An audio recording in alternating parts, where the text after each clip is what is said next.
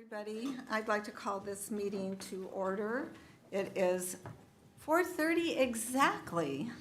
I love seeing all these faces out here. Thank you for coming, and we'll be hearing from many of you, I believe. Mrs. Martinez. Yes, I'm going to do roll call now. So President Grubbs? Here. Trustee Hirsch? Here. Trustee Seda is absent today. Trustee Maselli? Here. And Trustee Manalsi? Here. Thank you. So we're going on to our closed session agenda, and I'd like to, I need to read a little blurb for you. So, notice is hereby given that a closed session of the Board of Education will be held under the general provisions of Government Code Section 54957. This opportunity is provided to allow the public to comment prior to the board's consideration. Government Code 54954.3. So if we're going to 1A, and that is our public action, appointment, discipline, dismissal, evaluation, and release. And we have, are we doing public comment now? Public comment now? Okay, so our first speaker tonight is the infamous Mike Minahan.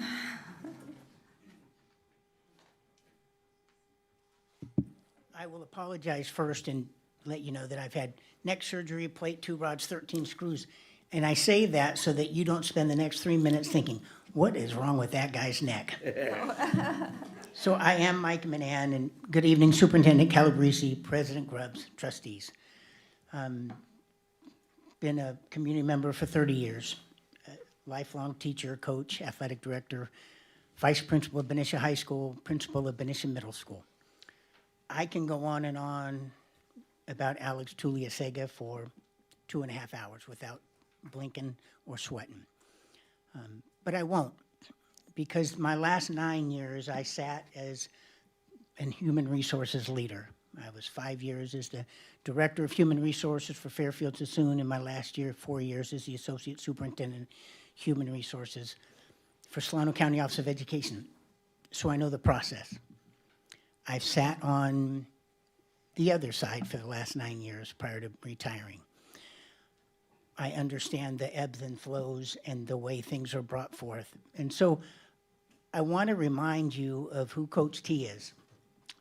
25 plus years here in Benicia as a servant leader, always working in the background, teaching 4 different preps. And if you've never been a classroom teacher, that means 4 sets of lesson plans, 4 different tests, 4 different daily activities each year. Most teachers, maybe 2 preps. Some, if you're lucky, 1 prep.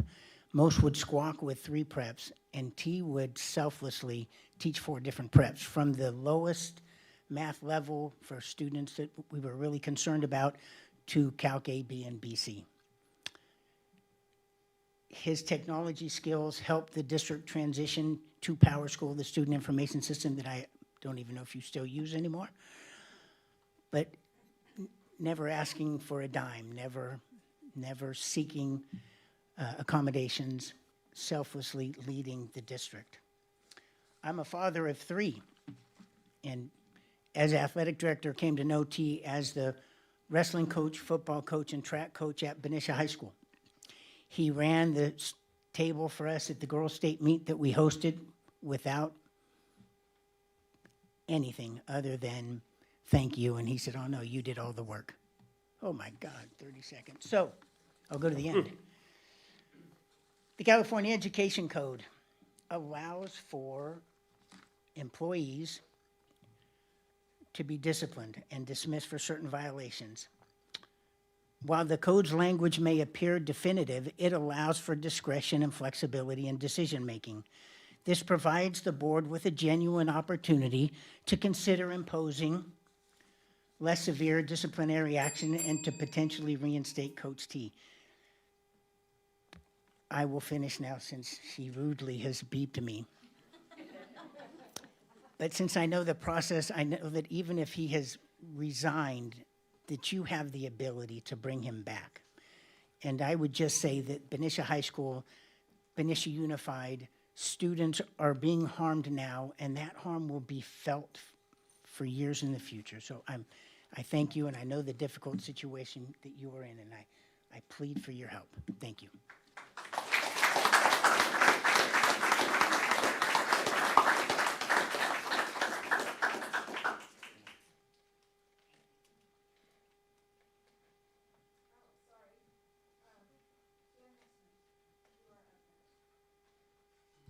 Daniel Smith.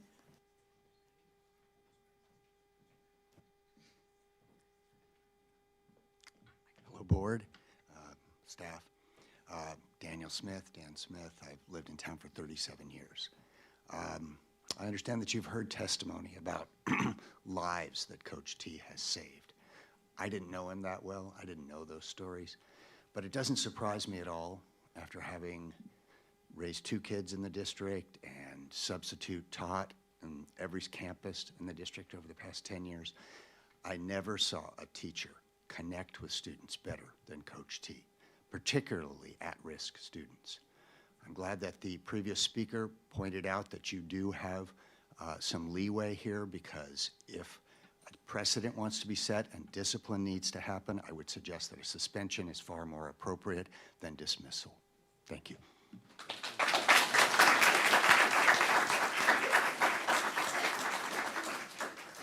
Thank you.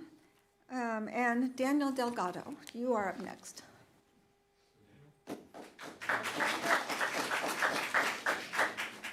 About a month ago, I came here at the last board meeting sharing my story of Coach T, how not only is my brother only alive because of his actions, but my academic career is saved as well.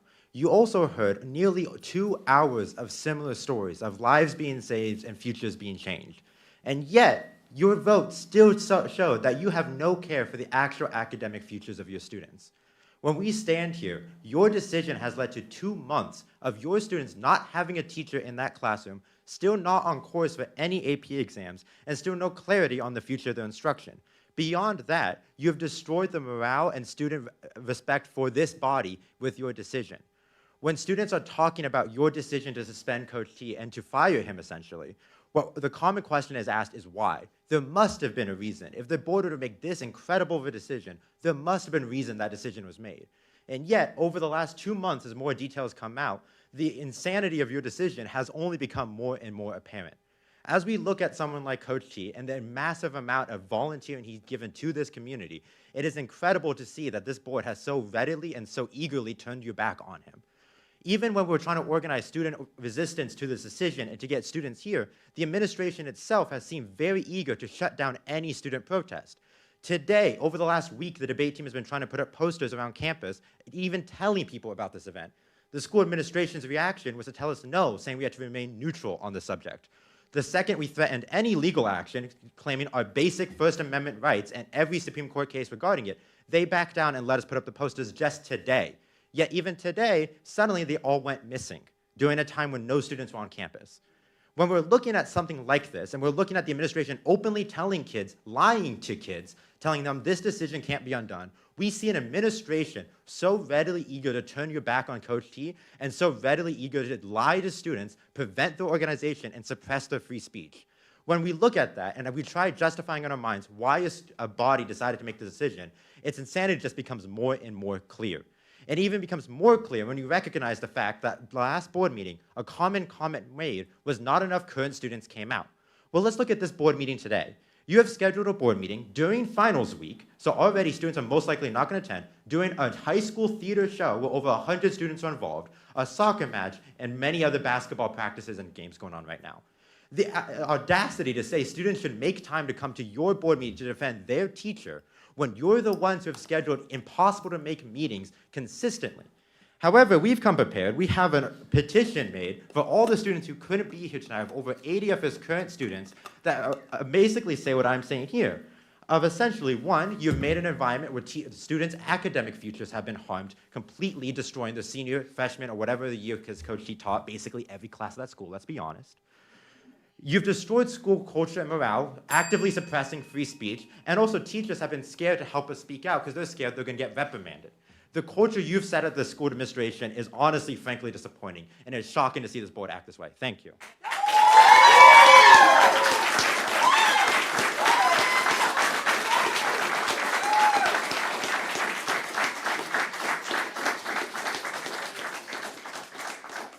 Thank you, Daniel. Now we have Max Pasama.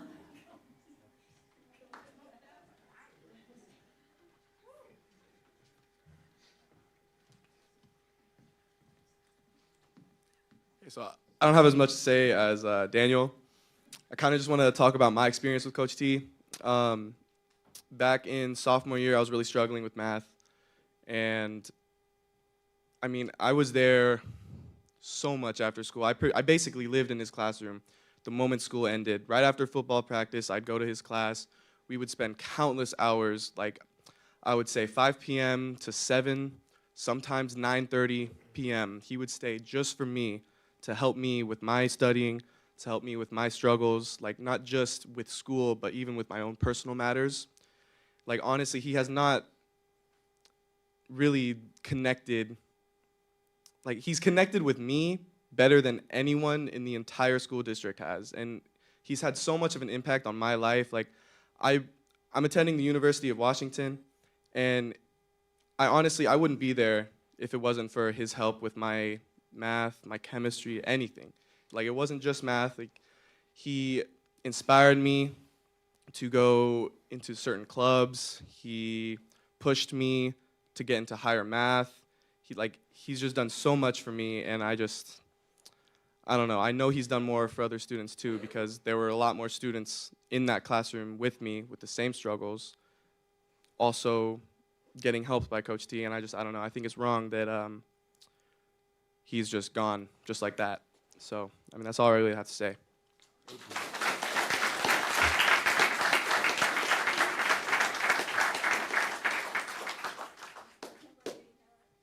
Sorry, Kimberly Harris. Good evening, members of the school board. My name is Kimberly Harris, and I am here tonight as a mother, an advocate, and a voice for students who don't fit neatly in a box. My son is a junior at BHS. He's been there since a freshman, and there was a time when he was failing math badly. And Coach T was his math teacher when he was a freshman. And he wasn't failing because he didn't care. It's because learning doesn't come very easily for him, my son. Coach T saw that. So Coach T saw that. While my son's test scores were not strong, he showed up every day, did the work, tried his best, and most importantly, showed real improvement. Coach T recognized effort, growth, and perseverance, not just numbers on a paper. Instead of letting him fail outright, he chose to support and uplift him. That decision changed my son's confidence and his future. Coach T's impact didn't stop in the classroom.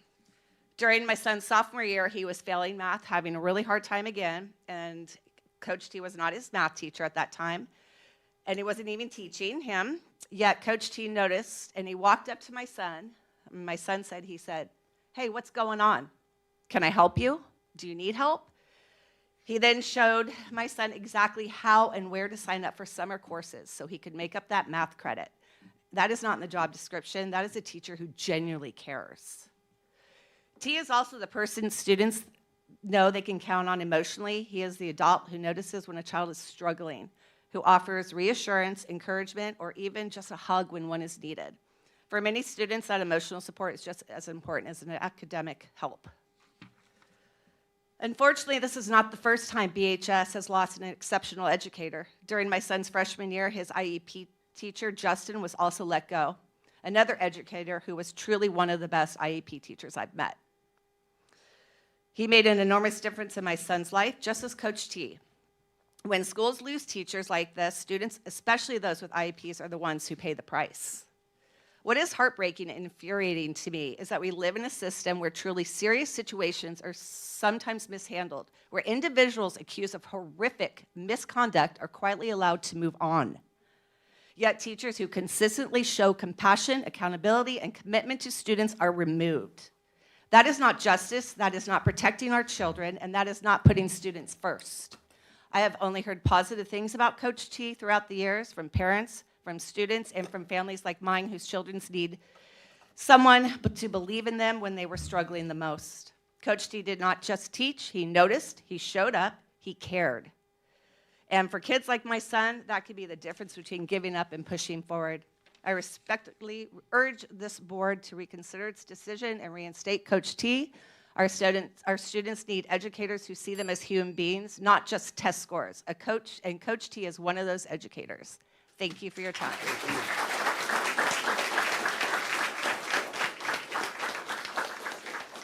Our next speaker is Ron Calderon.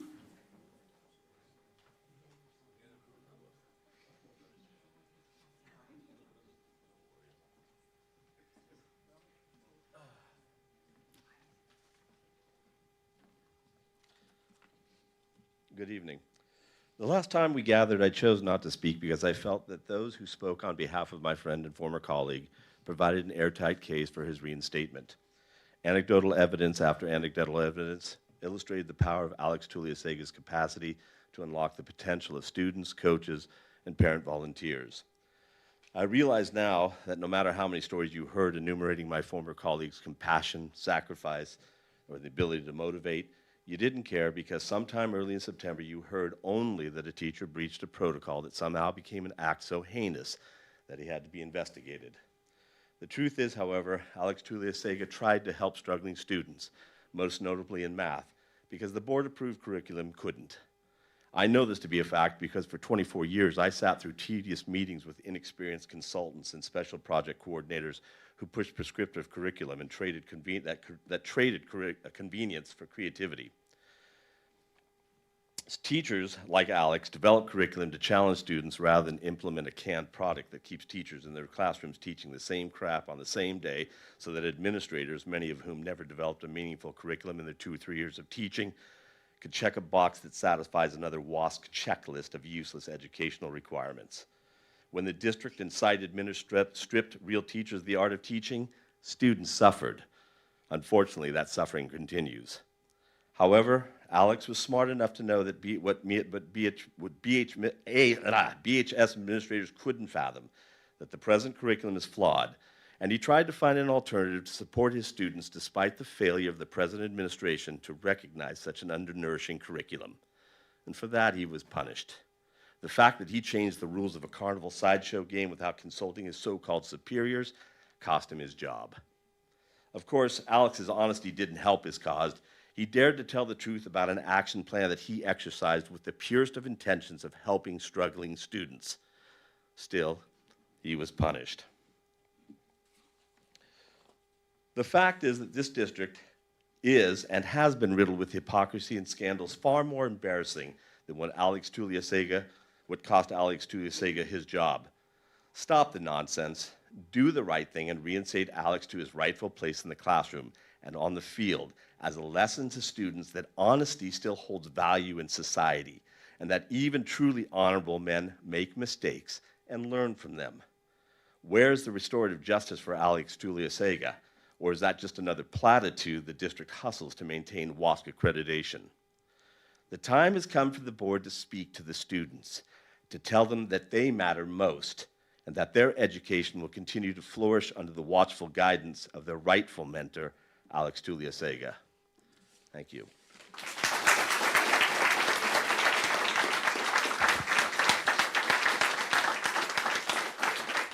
Thank you. And Veronica Delgado, you are up next.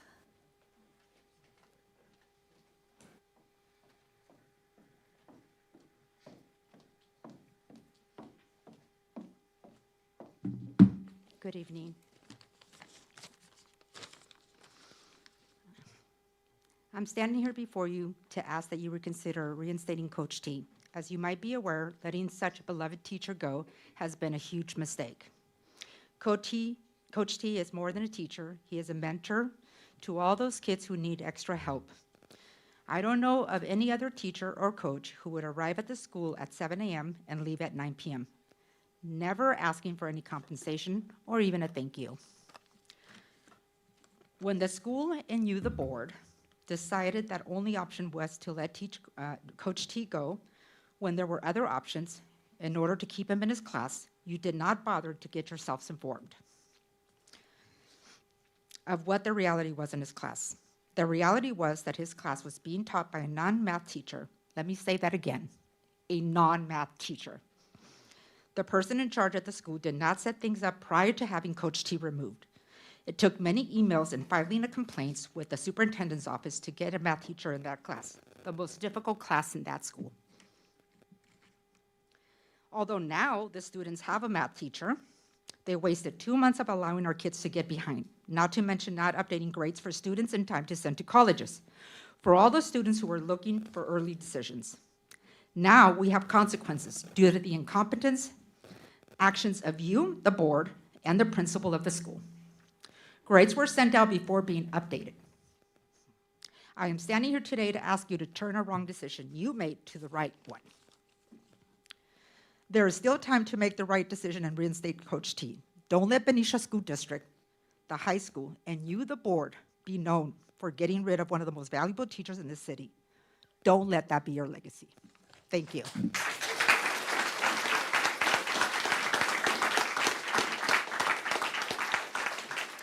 Thank you. And our next speaker is Leland Simmons.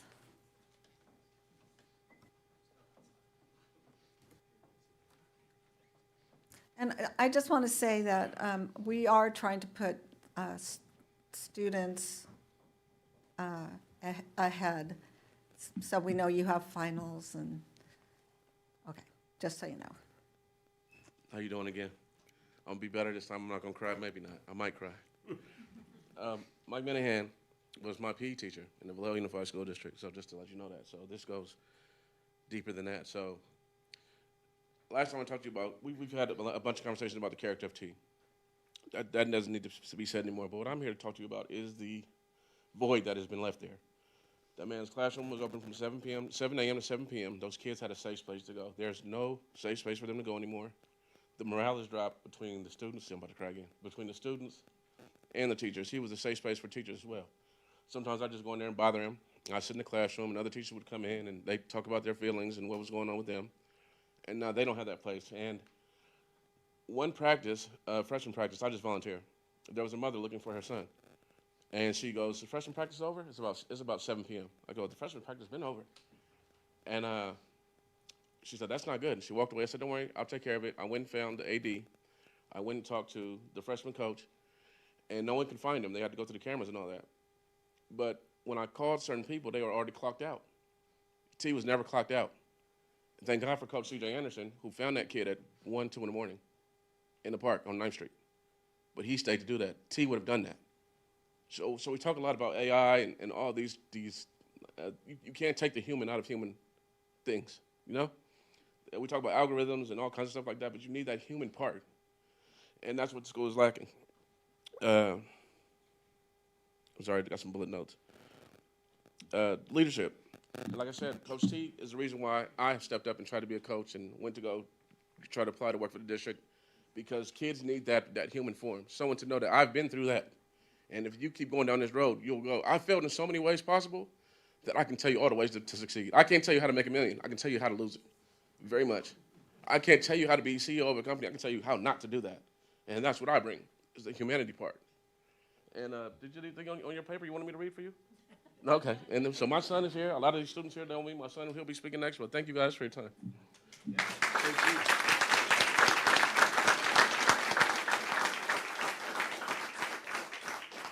And our next speaker is Maya Chakravarti. Hi, Maya. Good evening, members of the board. My name is Maya Chakravarti, and I'm a graduate of Benicia High School, class of 2025. I normally never say this, but I'm also the valedictorian of the class of 2025, and I hope that could carry some weight in your decision. I'm here today because the decision before you is not merely procedural, it is human. The consequences of firing Coach T will be felt in silence, in empty rooms, and in the students who lose something that cannot be replaced. On paper, Coach T may appear as one of many, but he is the reason that Benicia High School feels like home to many. His classrooms was one of the first filled with light in the morning. He noticed when students were not okay. He asked questions that no survey ever measured and provided steadiness that no policy could mandate. For many students, school is not simply a place to learn, it is somewhere they find safety. For many, Coach T provided the safety. He let me stay back in his classroom for hours after school when I did not have a ride to go home until my parents got off from work late in the evenings. This consistency is not supplemental, it is foundational. At the same time, Coach T is an exceptional educator whose academic commitment exceeds beyond expectations. He teaches students before school, after school, during lunch, during snack, in between classes if they have a break and go to his class and they're stressed before an exam. He teaches across disciplines and continues mentoring students long after graduation. In my junior and senior year, I took Calculus BC and Multivariable Calculus with Mr. Knight. And it's not an overstatement when I say that Coach T is the one who spent dozens of hours answering my questions, explaining examples, and working through problems with me. I now love calculus, and I could not imagine ever learning calculus without Coach T. Generations of students have succeeded in advanced mathematics and mathematics in general as a result of his sustained and personal investment in all students. Sitting in Coach T's classroom after school for more school days than I could ever count, I have watched so many students who have sports, circumstances at home, and other external factors that limit their ability to do well in math come to Coach T's room. And he always found a way to teach these students and help them do well in mathematics. He shared smiles, laughter, and jokes and made them motivated. And I saw these students return to his classroom every single day. Is that my time? Could I just finish my sentence? None of these students were Coach T's students, but each of them succeeded in his classroom. This choice will impact generations of students, not just the students at Benicia High School today. Thank you.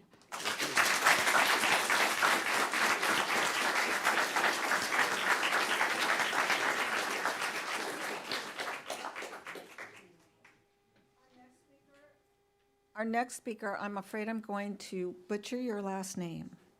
So, Melina, M-U-R-K-H-E-J.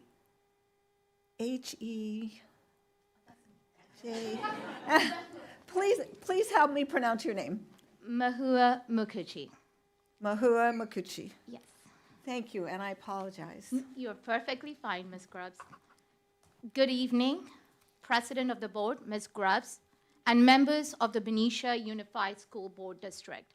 My name is Mahua Mukherjee, and I'm the mother for Maya Chakravarti that you just listened to, a recent graduate of Benicia High School, class of 2025.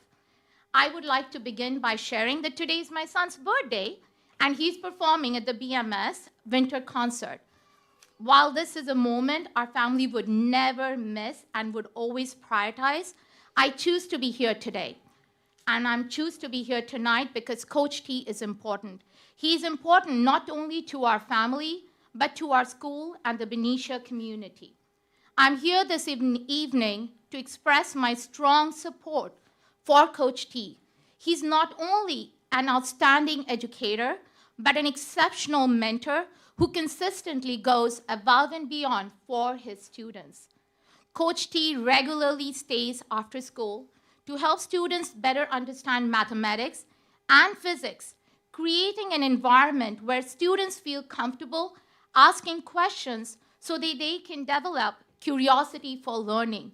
He has a remarkable ability to inspire students who may not naturally gravitate towards these subjects, encouraging participation in math competitions, sometimes with incentives like PISA, speaks volumes about this about his creativity, passion, and dedication.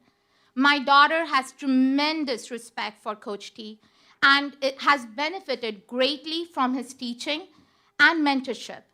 I sincerely hope my younger child will have the same opportunity to learn from him when he attends Benicia High School. I would like to share one brief point, not because it may be relevant to your consideration. My daughter Maya was the valedictorian of her graduating class, and if her academic experience reflects in any way the impact of teachers like Coach T, I hope it shows some meaningful influence that you can put towards the influence that he would have on students. Coach T embodies the qualities we should celebrate on our educators, for our educators. And those qualities are passion, commitment, and a genuine care for student success. Losing a teacher of his caliber would be a tremendous, tremendous loss for our school and the Benicia community. So I really hope you reconsider, and thank you for your time.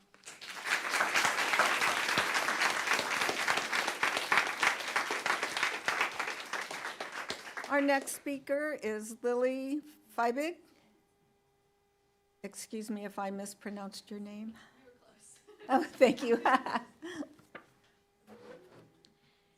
Good evening. I did not personally know Coach T. However, I do know that I heard nonstop about him from almost every single one of my friends and peers at the school. People would talk about him constantly. It's this decision to fire him says more about the people who made the decision than it does about him. There are so many teachers who, during my freshman and sophomore year, really contributed to the fact that I struggled academically a lot. I was going through a lot, and I basically failed my first freshman and sophomore math class. But during those times, I had friends who were in Coach T's class who were going through really similar issues as me, and they were not failing. And it wasn't because he was doing anything wrong. It was because he was actually helping them, and he cared. There are so many teachers at Benicia High School who do less than half of what he does. They do not care. They don't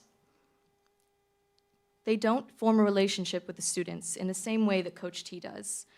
And I spent a lot of those earlier years in high school really wishing I had his class, because maybe I wouldn't have failed, and maybe I would be on a much different path then.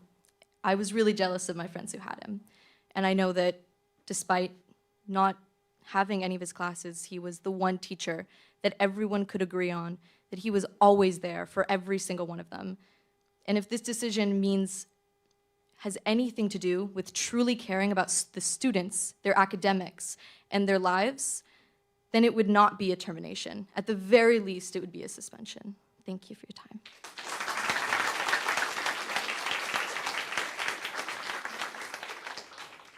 Cosette Calderon.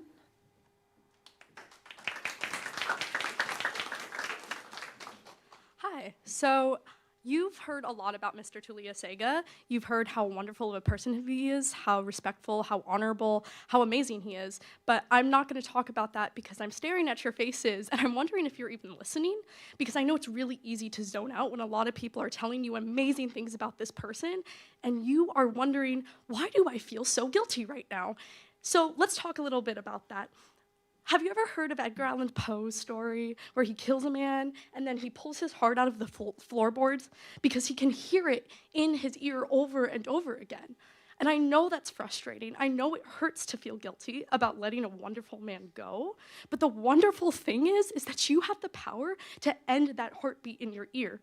You have the power to take that heartbeat out of Benician's hands, because we're holding it to you and we're showing you this is in your heart. This guilt that you have right now can be solved because we want it to be solved, because we love Mr. T. Here's the thing. I go to New York now. I'm in art school. I'm not a mathematician, but I would never be the person I am without Mr. T's mentorship. And the thing is when I go to New York and I tell my friends I'm from Benicia, they go, where's that? They have no idea about us. We are nothing. But do you know what they're starting to know about us? They're starting to know about how a school district has let go one of the best math teachers and one of the best teachers in Benicia High School history. because I'm in New York yelling at the top of my lungs about injustice in Benicia. But you have the power now to listen to Benicians, to listen and put us on the map for doing something right. And your name will be attached to that. Your heartbeat will stop playing in your ear. It's okay to make mistakes, just like Mr. Tuliasega made. But we're forgiving him, and we want to forgive you. So please allow us to forgive you by making the right choice, by reinstating the man that cares for students, because we care for him as well. Thank you.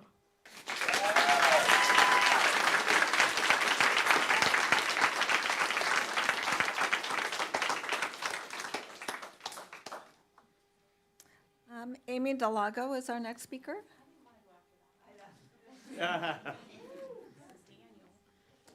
Sorry. Good evening, members of the board. Thank you for taking the time to hear from community members tonight. I want to begin by saying that I understand and respect the responsibility you carry. Your role requires you to address concerns, uphold standards, and protect students. Those are responsibilities I do not take lightly, and I know you do not either. I am here tonight to speak on behalf of Coach T. Coach T is not just a teacher or a coach, he is a mentor, a role model, and a pillar of this community. He is the kind of educator students seek out when they need guidance, encouragement, or simply someone who believes in them. His impact reaches far beyond the classroom or the field. He shows up consistently with integrity, care, and unwavering commitment to kids. I understand that an issue has been raised and that mistakes, even small ones, must be addressed. Accountability matters. However, what also matters is proportionality. Coach T should not be the person made into example when his body of work reflects years of positive influence and one isolated mistake that does not define who he is or the educator he has proven himself to be. I speak from personal experience when I say I have seen situations within this district far more serious, I say this, let me start over. I speak from personal experience when I say I have seen situations within this district far more serious misconduct was quietly brushed under the rug. My own family was forced to leave our hometown of Benicia due to the inappropriateness of another teacher, someone whose actions caused real harm. Yet that individual was allowed to keep their job here. That experience has stayed with me, not because I want to relive it, but because it taught me how inconsistent discipline can deeply affect trust in institutions meant to protect us and our children. I do not bring this up to dwell on the past, nor to suggest that wrongdoing should be ignored. I bring this up to highlight that not all situations are being treated equally, and that fairness matters. When educators who have done far worse face minimal consequences, while a respected teacher with a proven record is facing termination, it raises serious questions about balance and judgment within our district and board of trustees. If the district feels the need to make an example, I respectfully urge you to look beyond Coach T. There are broader systematic issues worth examining, issues at the administrative level at Benicia High School that deserve transparency and accountability. I think Daniel brought up a great example of the posters.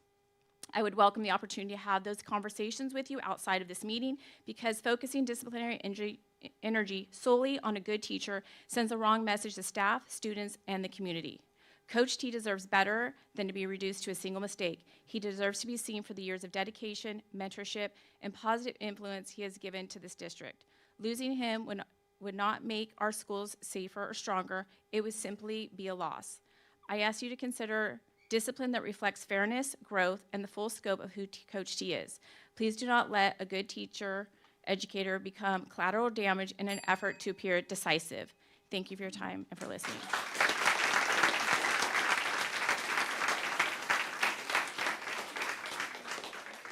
Our next speaker is Kimberly Harris.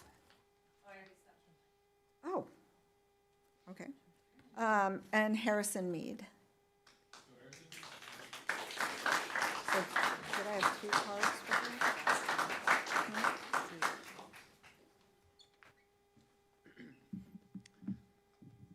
you? Hello, my name is Harrison Mead. I am a senior at Benicia High School.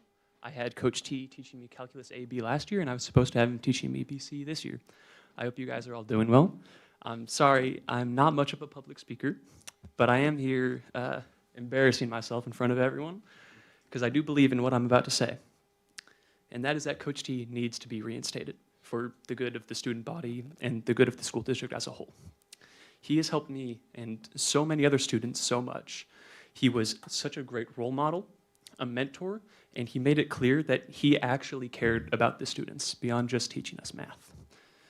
I've heard so much of the same sentiment from all of my peers, all of whom agree with me that finding a teacher who actually takes into account what you're going through and who actually wants the best for you, not just as a student, but as a person, in terms of your future, it's so incredibly rare and meaningful and beautiful. He had a genuine connection with all of his students. He was a genuine friend. He treated all of us as equals. So I'm here asking you, please bring back Coach T. Because as much as you can say the students have been reorganized and there's other teachers who can teach calculus, we don't want to learn without Coach T. Thank you for your time.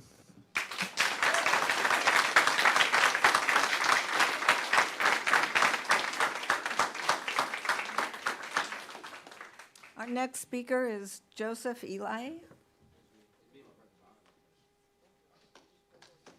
Can you hear what he's saying? Hi, everybody. I never really had Coach T as a teacher, but I knew him because of my brother Lawrence, who can't be here today because he's doing something else. But throughout my time just knowing Coach T, I just know his character. I just know the type of man he is. And it's just like, for him to be let go like that, it's just crazy to me. Like, he just does so much for just the students, like athletes, all of them.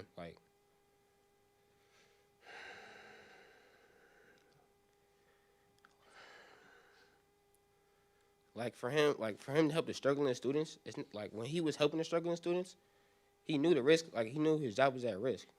Like he knew like what could happen if he ever got caught. But at the same time, he knew the lives of the struggling students. He knew like how their lives were at home. He knew that they probably didn't even want to go home because how their life was at home. Like he knew that the students needed whatever sport they were playing. They needed football. And without having good grades, they'd be released from football and then they go back to home, but they don't want to be. I just think Coach T knew it was right. So I'm lost for words because I'm emotional about it because just how good of a Coach T is, man. Like,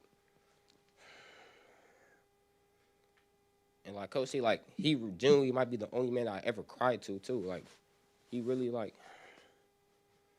I'm lost for words. I'm not a good public speaker, but I'm here because Coach T is a good man. A lot of kids need Coach T, man. A lot of kids really do need Coach T. That's all I really got to say.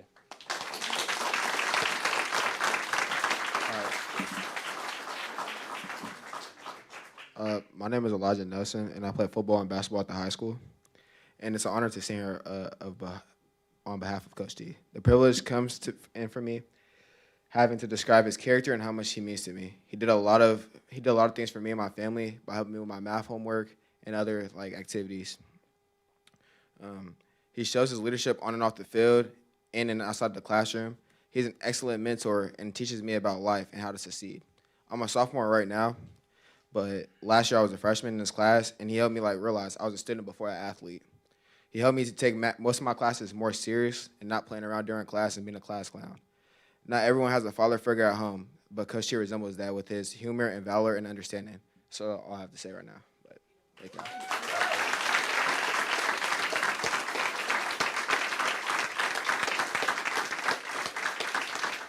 Our next speaker is Sage Nelson.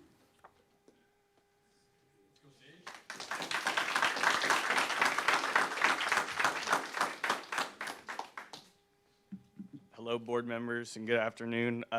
I'm a student of Coach T in his Calculus AB class, or what was, and I have a story here that actually was sent to all of you that I wrote myself. And here I'll go. Fortunately, in the short few weeks Coach T had been my teacher, our whole class had become acquainted with his funny phrases and hands-on tactics he brings into the classroom. Coach T is incredibly honest and cares for the learning of the students. Each day we were shown new ways to solve problems and given additional assignments in order to get repetitions of difficult problems. Coach T welcomes questions and open discussions on things we may not have fully understood while he lectures on important topics. Open discussions help shape everyone's individual way of learning. Our class was always silent and productive when working, unless necessary for clarification on questions. After explaining them to the whole class, he puts in the effort to take on as many individual questions as necessary and helps every kid until they understand that concept. While he was in the class, we learned new topics and we were making great progress, but as he began to be out for longer and longer, we started to fall behind. We were stuck with AP classroom assignments and videos to teach us new concepts, but they aren't viable for learning. Robotic professors from across the country that don't know my name or answer my questions leave me going on to Google or wasting my time trying to understand these stupid videos. I thought nothing of it at the time. After another week, assignments piled up, due dates were missed, and our class was left without explanation. Making do with what we could, people began to cheat, and the assignments were further out of our grasp without artificial assistance. As a part of what was Coach T's class this year, we need Coach T back. Unfortunately for me, it's too late this year. Despite this, I'm still here advocating for the sake of future students. No matter the situation that went on behind the scenes, it has affected me and my class vividly. Mr. Guinan has been placed as our guide through Edgenuity, which is an online platform that is not very good. We are currently reviewing the first quarter of calculus instead of taking our final for this semester. We are incredibly behind pace because of Coach T's dismissal. This decision has caused more harm than good. Coach T is the right person for our school's needs in the classroom to help us when we're stuck and to make us feel seen. To conclude, even after being removed from the classroom and placed on leave by the board, T still wants to come back to the school to help the students. On behalf of the students and AP Calculus AB, we need Coach T. Thank you.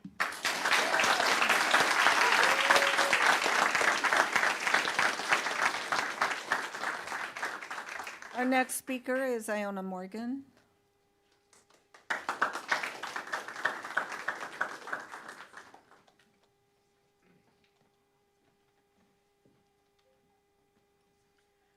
So, good evening, everyone. I know many of you well. For those of you that I don't know, I respect you and understand very much the position and the responsibility in front of you, and wanted to thank you for taking the time to hear all of us. So if I could have, I would have been here last month, and like many others would share the personal impact that Alex has had on me, my whole family, and I took the time to share that with you by email. But instead tonight, without knowing the details of all of the situation, I want to talk a little bit more about values and proportionality. When you're faced with difficult personnel decisions like this, I hope there's room for you to look at the outcome and also think about what that might do and how decisions are handled. How is this going to impact him? You've heard the students hurting today. You've heard from his past students, and you've even heard a mom beg you to have him be his teacher in the future. As parents, I know when our children make mistakes, our immediate reaction might be to choose the elephant gun and be super reactive. But after giving things some thought and a little bit of reflection, we try and look for a more measured and proportional approach for something that might serve everyone else better. And so if there's any room, I just ask you to keep those thoughts in mind as you move forward, and respectfully request that you do what's best for everyone. You know how much he means to everyone here. Thank you.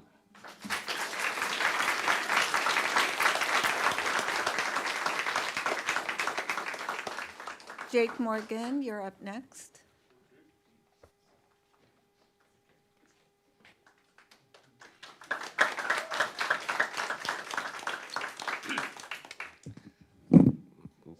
My bad. Good evening. I just want to say thank you for giving me the opportunity to speak tonight. I was fortunate enough to have Coach T as my calculus AB teacher and as a football coach, but I'm not here to talk about any of my stories. You guys have heard plenty, and there are plenty great stories out there. But I'm more concerned about the Benicia community and what would it look like without Coach T.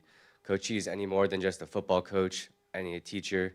He's a role model out there, and he impacts students' lives in many ways. I don't want to talk about myself, but I'm sorry, I just flew in like an hour ago to make this meeting for Coach T. And I'll end it off by quick saying this, is that what everyone here in this room knows is no matter the decision with Coach T, he will continue to impact lives wherever he goes. So thank you.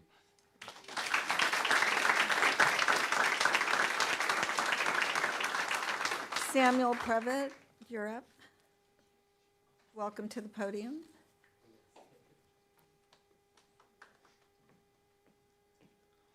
Good evening, everybody. I just want to start off by saying I've never seen the amount of kids failing math class than I have this year. I've talked to so many kids in Coach T's Math 1 class, and being in Math 2 and having won math last year, hearing that they just finished the first unit of math just now is insane. We finished that unit in about 2 to 3 weeks as 8th graders, and the impact that Coach T has had on the school is honestly insane. I was also a part of the freshman football team this year, and going to practice one day and Coach T not being there is honestly, we were all speculating why he wasn't there. And day after day, he didn't come back, and we eventually realized that he wasn't going to come back. And we never heard anything about why he was gone.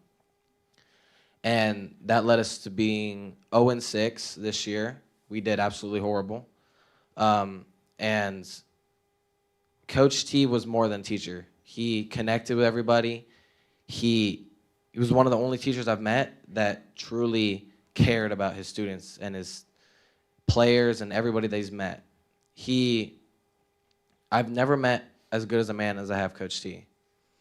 And then you guys also heard that, or you guys said that there wasn't enough people or students here last month. And I want to say I didn't know a single thing about this meeting going on last month until I found it on YouTube.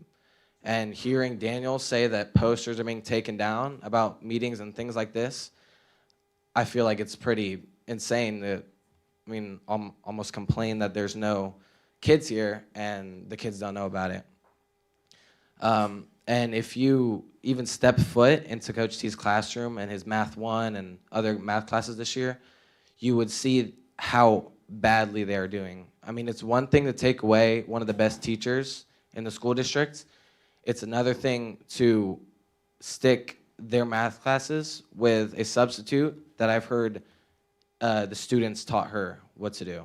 She didn't know a single thing how to teach this class, and removing a math teacher that impacts so many kids' lives and not replacing him with another teacher it's not good. Coach T, I saw Coach T every day, and he was an incredible person. There's so many stories I've heard told about him that it's insane. He's the only teacher that connects with students on a different level than any other teacher I've seen. I personally have had no problems with math, but the amount of students, there's juniors in Math 2 that are failing, that are getting 20 out of 150 scores, and I just hope that this changes your views, and please reinstate Coach T.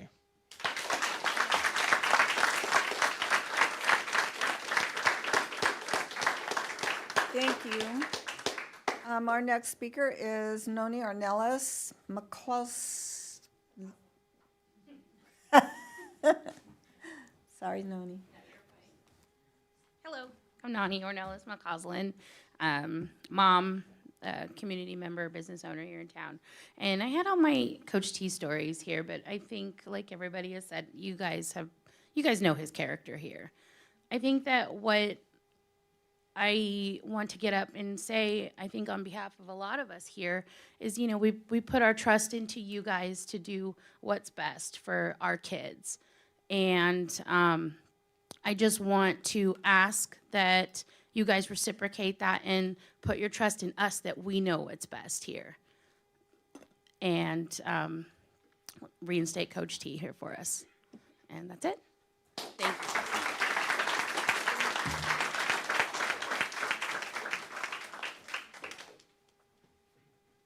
Our next speaker is Lisa Honeycutt.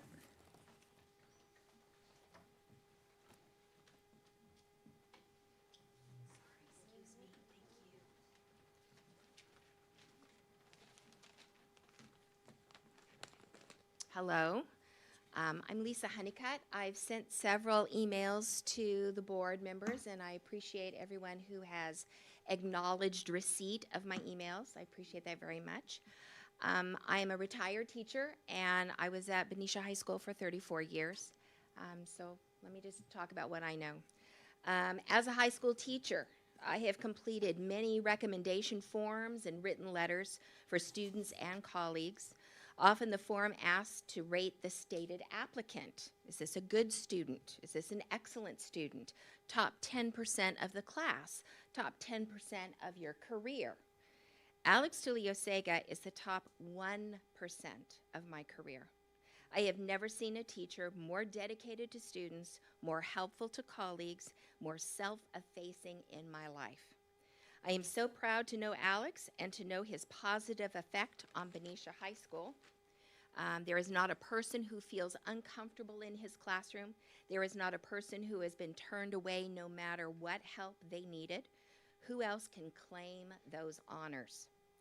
The BHS math students are still hurting for their teacher. Beginning in January, they have an entire year of math curriculum to learn. Not just second semester, the whole year. They still need to get that. There is no one who will dedicate the time, the energy, and the expertise needed to get them caught up and ready to face their AP exams like Alex will be able to do. Reinstate Alex Tuliosega to Benicia High School and do what is right and just for the students. BHS supports the Restorative Justice Program.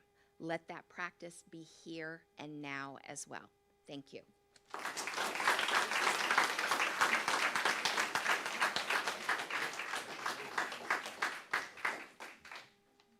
And Jolynn Peterson, you are up next.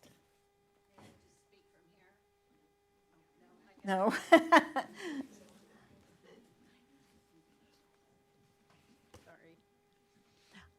I just want to state that everything that I was going to say, sorry, this is very emotional.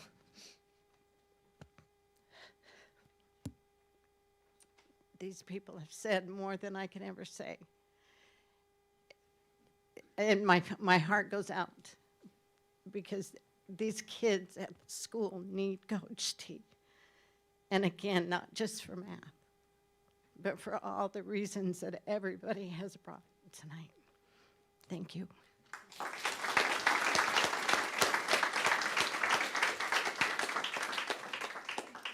Our next speaker is Sunjun An.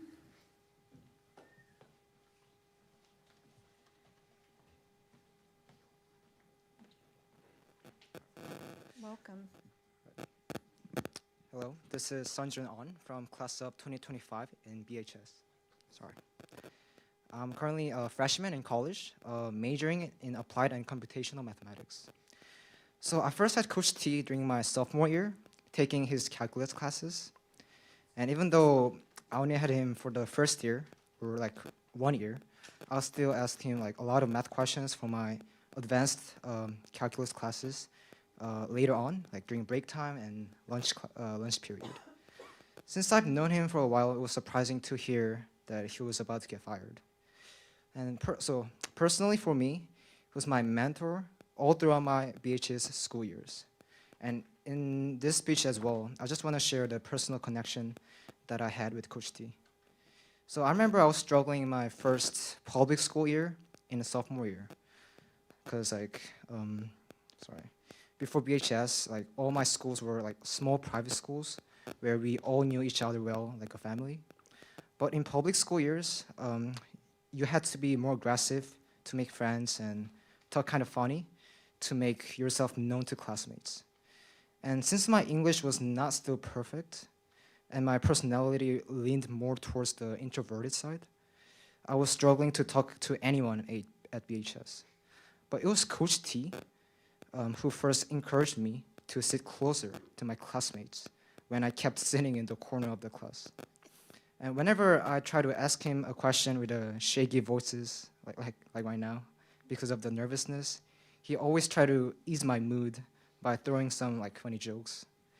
Also, during lunch, since I didn't have anybody to sit and have lunch with, I always went to Coach T's class to make myself connected to at least one person, and that person was Coach T for me. Not only the personal connection that I had with Coach T, but he also treated students struggling on math problems with respect. Whenever I was struggling with my advanced calculus classes, me and my discussion group always went to Coach T's classroom during break and asked like tons of questions. And of course, he started with a joking way, like, "Oh, you guys cannot even solve these easy problems," but he always ended with teaching us the right way to approach the problem, which personally sparked my curiosity about math itself, and also that led me to choose applied math major in the future. I'm ending this speech hoping that it would highlight the bright sides of Coach T and making him stay at BHS again, and helping those kids like me in the future as well. Thank you.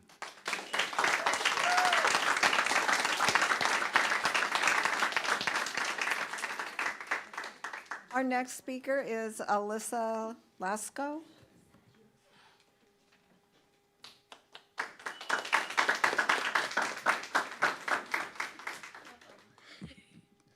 Sorry, I'm a little short. I've gotta say, I've been a bit emotional throughout this whole meeting. I wasn't able to be here last month because I was still in school. I'm a current junior at UCSC, and I can say with confidence that I would not be where I am without him. Sorry.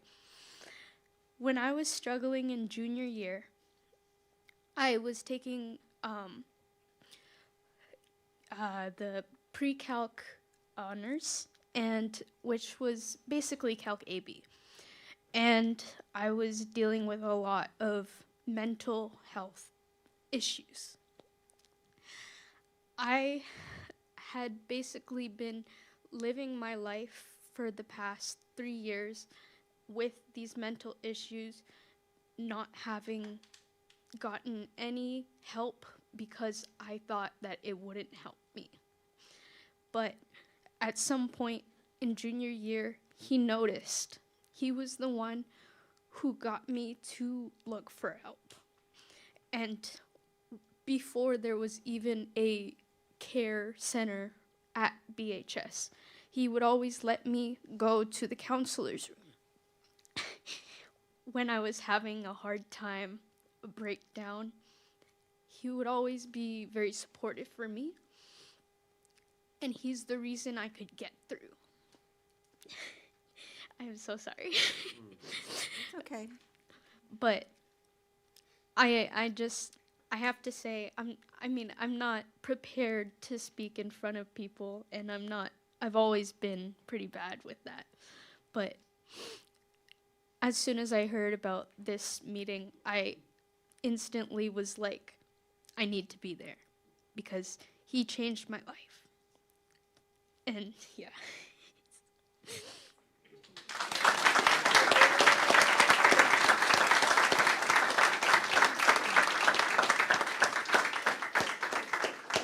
Our next speaker is Bryce Hudson.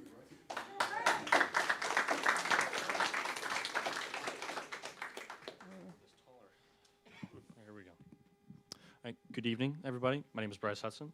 I'm a senior this year, and I've not prepared anything today, so we're gonna ad-lib this. I am currently in the sinking ship that is Calc AB, and We have been set up on the online program Ingenuity, and it's not going well. And this stems from not having Coach T. This year will be my first year having Coach T, and I feel deprived of that privilege and opportunity of having Coach T this year.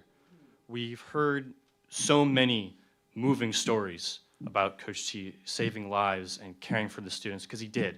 I know he did. Coach T's name, if you were to say anybody, everybody knew his name. And it wasn't because he was infamous. He was famous because he cared for his students. He follows the mission of BUSD. He makes our communities inclusive. He empowers our students. He builds strong character in students. He promotes the academic excellence of his students. And he makes his students well-rounded global citizens. And he himself is all of those things. He checks all the boxes. He got a 5 out of 5. He has an A+. Thank you.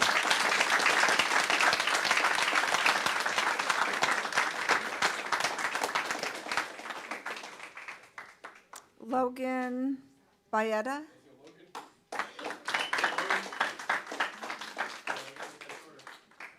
I'm a bit shorter than Bryce, so I have to bring this down here. Hello, members of the board. My name is Logan Beta. For those who don't know, I'm an Eagle Scout. I am also a former student of Coach T. I'd like to say, normally these are very sparsely packed meetings. And I know it's stressful to be sitting here in the hot seat under the immense pressure of all the concerned parents, angry students, and national level parliamentary debaters like my good friend Daniel Delgado. But I wanted to give you a break in between all these speeches so you can think. You are here tonight looking down the barrel of what is normally a very sparsely packed room. Instead, looking at a room that is literally packed to the walls all the way to the back. It makes you wonder, what did I do to deserve this? I'm not going to say anything about your previous actions. They're your actions. It's your right to make that vote. But I'm going to let you think about them. Please don't make the wrong decision. You are the reason that these people are here, so please remember that. If you noticed, I didn't say anything about Coach T. I don't have to.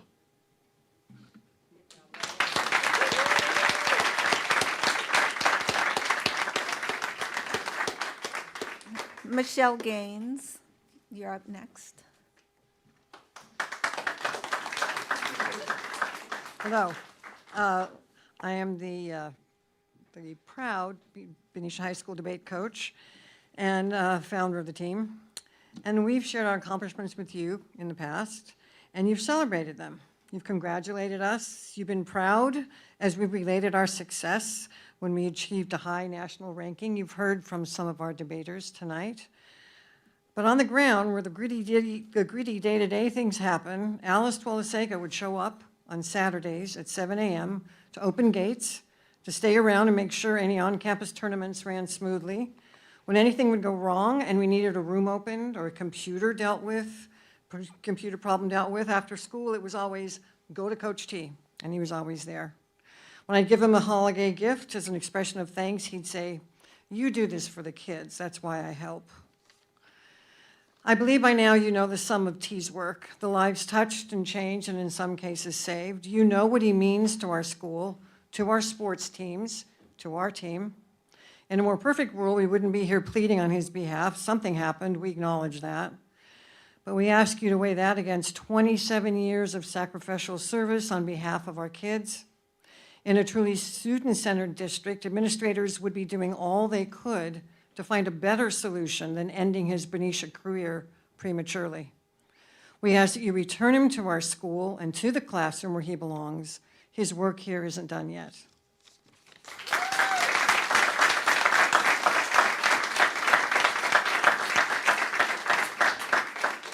Terry Dean, it's your turn.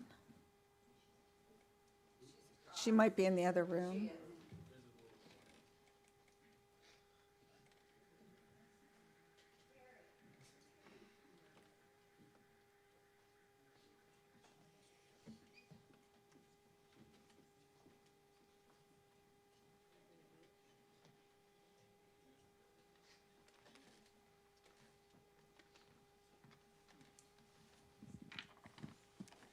Good evening. I worked for BUSD for over 27 years in a position that gave me the opportunity to get to know teachers at all grade levels. Our district has had and continues to have excellent teachers and staff. Although over my time here, Coach T is in a category by himself. He's the most selfless, authentic, hardworking, and dedicated person I've seen in our school system, working tirelessly and quietly to provide student support in math, sciences, athletics. Coach T's time and energy, excuse me, and work ethic is unmatched. As everyone says, he's in his classroom from morning till evening, providing unprecedented support for students. Coach T hasn't been providing this student support for personal recognition or accolades. In fact, he doesn't want it and has refused many times to allow himself to be nominated for Teacher of the Year and other acknowledgments. He is truly an altruistic individual whose goal is to help students reach their potential and thrive. I think it's important to acknowledge as human beings there are times we all make mistakes and errors in judgment. It's equally important to understand what an individual's intent was when mistakes occur. Without any personal knowledge of his situation, I truly believe whatever happened was done with underlying intention to benefit and help students. Coach T is the kind of person who gets to know his students. He listens and understands the difficulties and challenges many kids have. I can see how a man like Coach T might want to lend a hand to someone who hasn't had many in life. Regardless, he's the kind of man who will be the first to acknowledge his own mistakes and never try to blame others. He takes responsibility for his actions. My concern is he's harder on himself than anyone else could be. I can't imagine there isn't some way to rectify this situation without resulting in termination, as there would be no winners and an enormous loss to our present and future students. I know that the district truly cares about student outcomes, so I hope BUSD will do everything in their power to keep someone who has contributed such an enormous amount of good for our student, staff, and community at large. Coach D has been the quiet heartbeat of BHS for 25 years. If you take that away, you still have a school, but with a larger deficit related to student support that comes from Coach T. I hope BSD looks at what is the best interest of students, which in my opinion is to keep Coach T and continue and at BHS and continue contributing to student success. Thank you.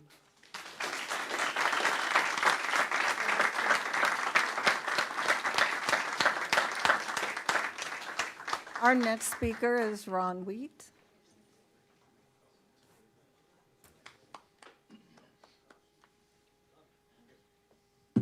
Thank you for hearing me again tonight. My emotions are huge regarding this subject. And I jumped on a bicycle and rode 22 miles today so that I would be a little bit calmer. Each one of you are in the position because you care about kids. You were a former educator. You're a lawyer. You're an educator. I'm unaware what you personally do. But again, Chris, you came into this school district and an explosion took place. Unfortunately, we all get to deal with it.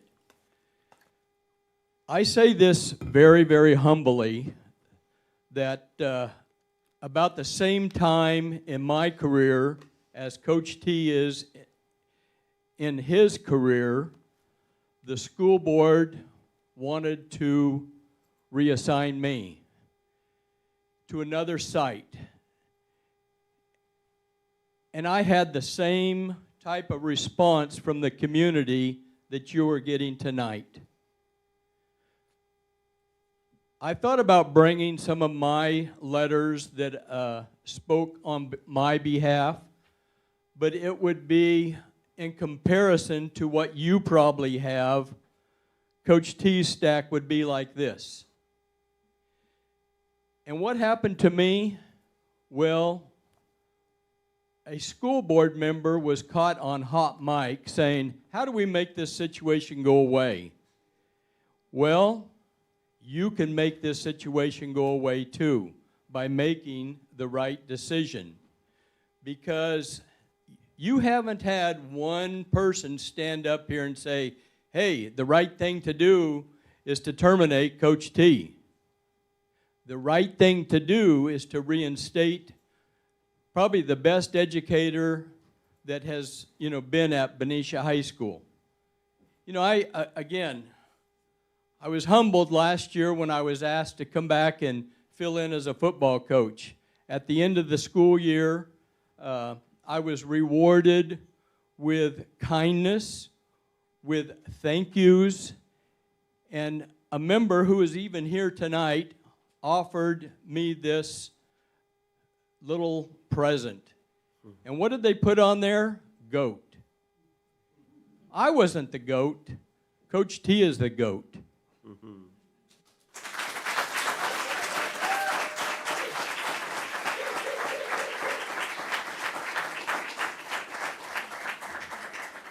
Our next speaker is Nicole Lilly.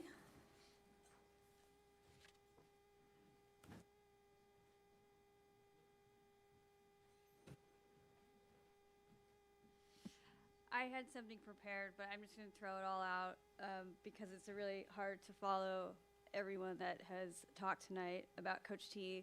You guys all know what kind of person he is, and this really just is a chance for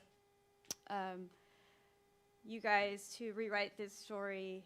And if there was fear of reputation or worry like how Benicia would look making this decision to let him go, this is our chance to wash that away, start over, and bring him back. And I just, on behalf of all the parents, because you've heard all the students, we're practically begging you guys to bring him back because it affects our students now.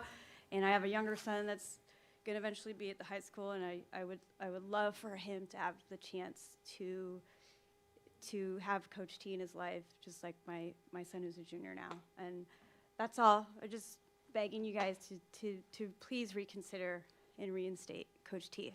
Thank you.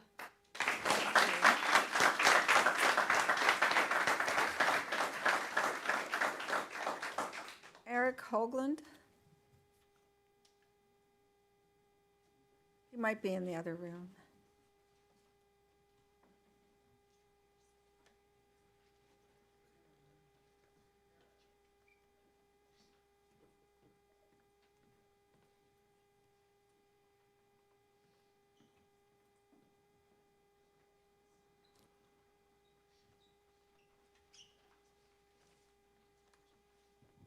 Apologize, I was in the other room. We had a little delay over there. So my name is Eric Hoagland. I've got 3 kids that have gone through the school system. I did speak here last month. I thought I'd come again and just add one little thing. I've been on boards. I've been Chamber of Commerce, different things. And some pretty hot button items have come up and where it's really tough. It's tough to make a call. And often you make the call one way and then later on you think, well, maybe it wasn't the right way to go. This is a blessing. You have an opportunity to make the right call. You get a second chance at it. And it takes courage. If you voted one way and you listen to these people and it changes your mind, it takes courage sometimes to say, I'm going to go the other way. Courage is what we're trying to instill in our kids. Courage is one of the important things that Coach T tries to instill in our kids. Courage to try, courage to learn, courage to be a better friend, a better classmate. And I'm sure there was mistakes made. Quite honestly, I don't know if anybody really knows all the details, or maybe it's not our business, I don't know. But I think that the courage to come back, the fact that he wants to come back, there's an opportunity here for everybody to be brave. Thank you.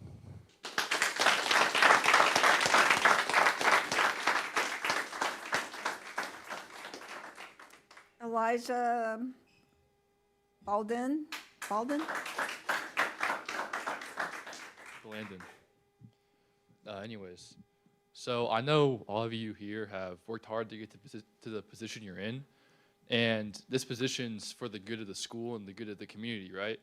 But what I've seen is just blatantly going by the book, which in most cases ends up hurting the community, because what Coach T did was something that to me isn't very huge, but you guys have turned what could have been a month-long suspension into a semester-long, I don't know, fiesta of kids being circled around in the classes, going from having a teacher to not having a teacher, and being assigned substitutes that don't know how to teach such a high-level math class.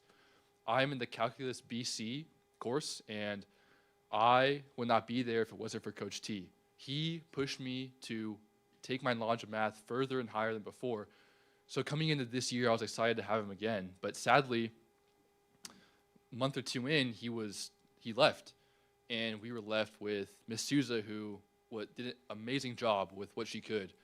And now I just took my Calc BC final, and my break is now being taken away from me because I have to do makeup, I have to do catch-up assignments for that class, where most of the school would, get to spend time with their family. But now I have to do assignments to catch up just to get to a level where I could have been at if Coach T stayed. And I think that's all I have to say.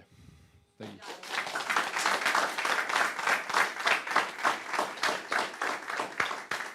Heather Soto de Oliveira.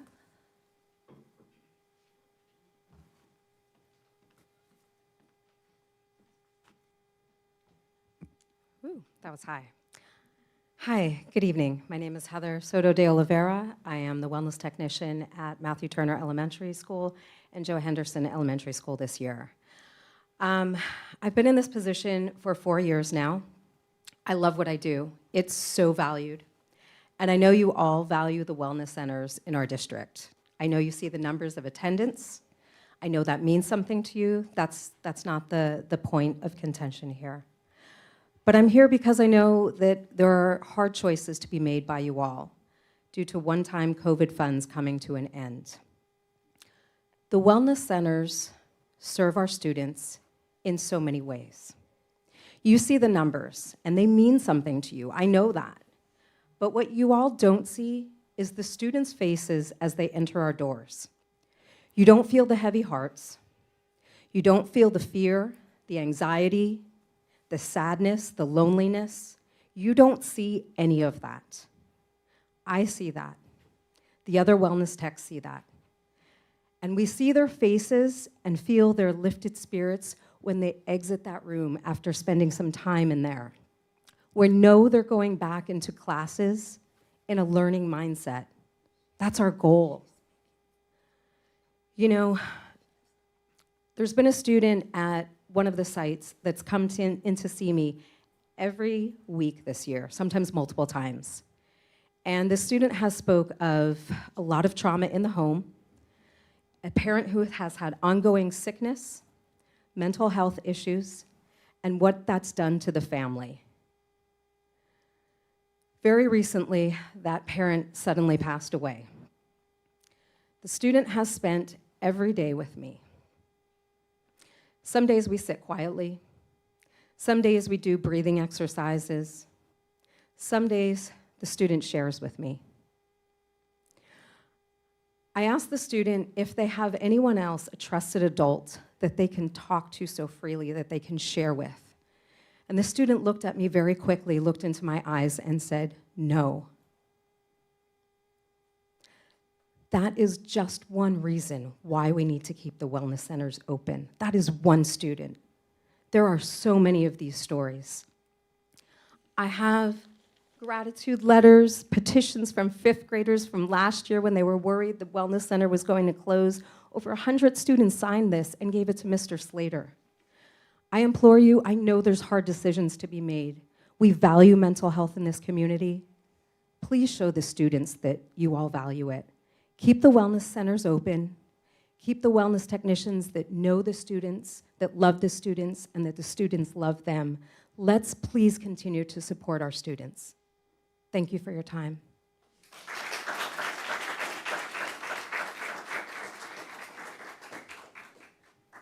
Our next speaker is Connor Morgan. Thank you.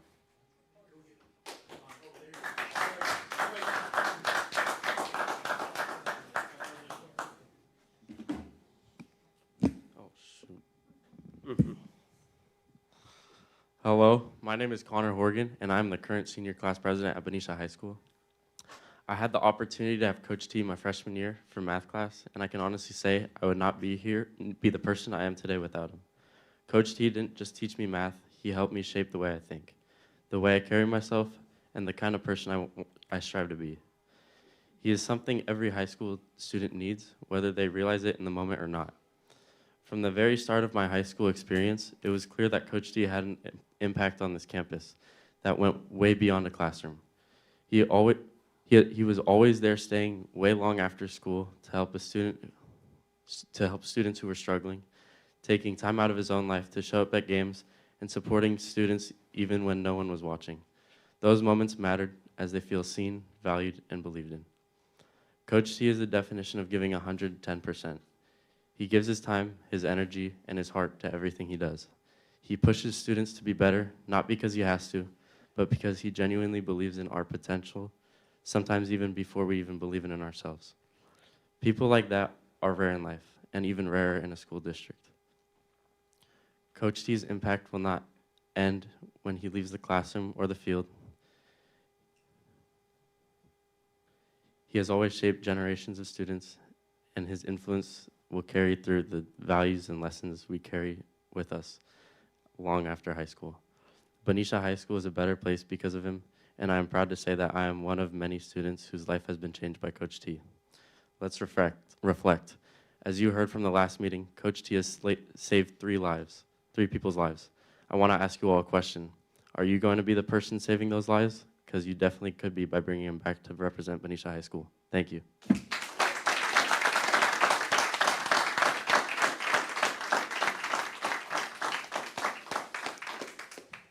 Thank you, everyone, for coming to speak. This is going to end our closed session of public comment.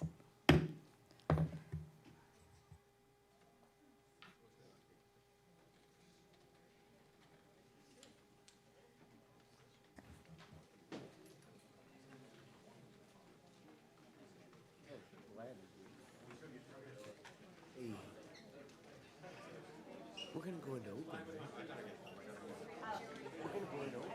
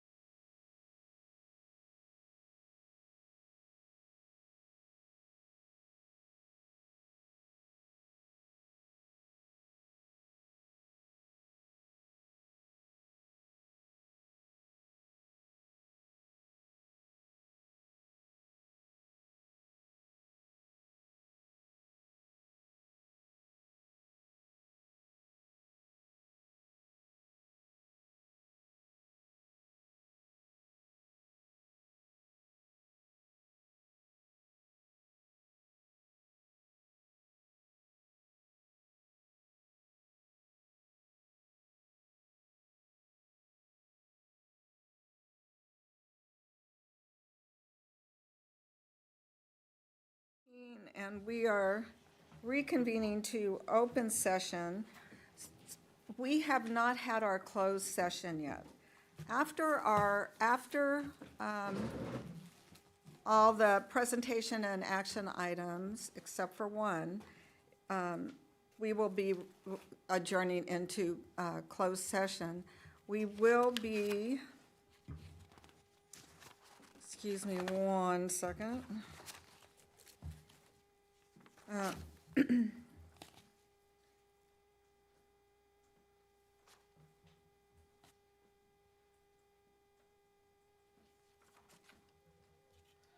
And again, it's going to be a long, it will be a long meeting.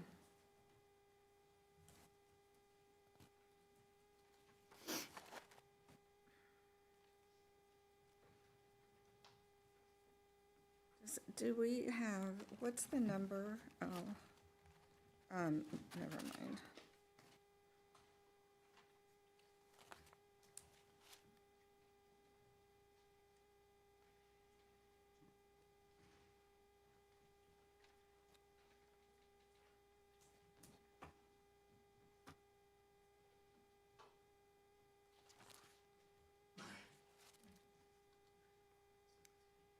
I'm looking for the number.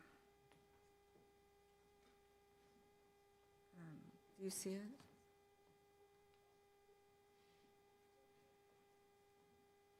Excuse me. We are not pulling J from our open meeting, J4, but we're going to delay. We would like to consider everything that we've heard tonight, and so we'll be going into closed session after we close out from open session. Then we'll come back and finish that one item. Okay? Okay? Okay, so we're into open session at 6:19. We have nothing to announce from closed session because we haven't had it.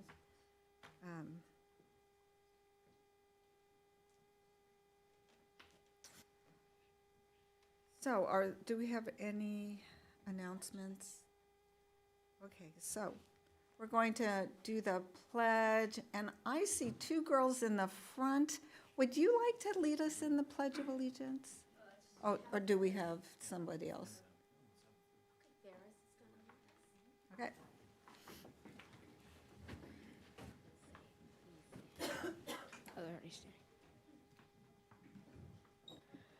We pledge allegiance to the flag of the United States of America, to the republic for which it stands, one nation, under God, indivisible, with liberty and justice for all. Thank you.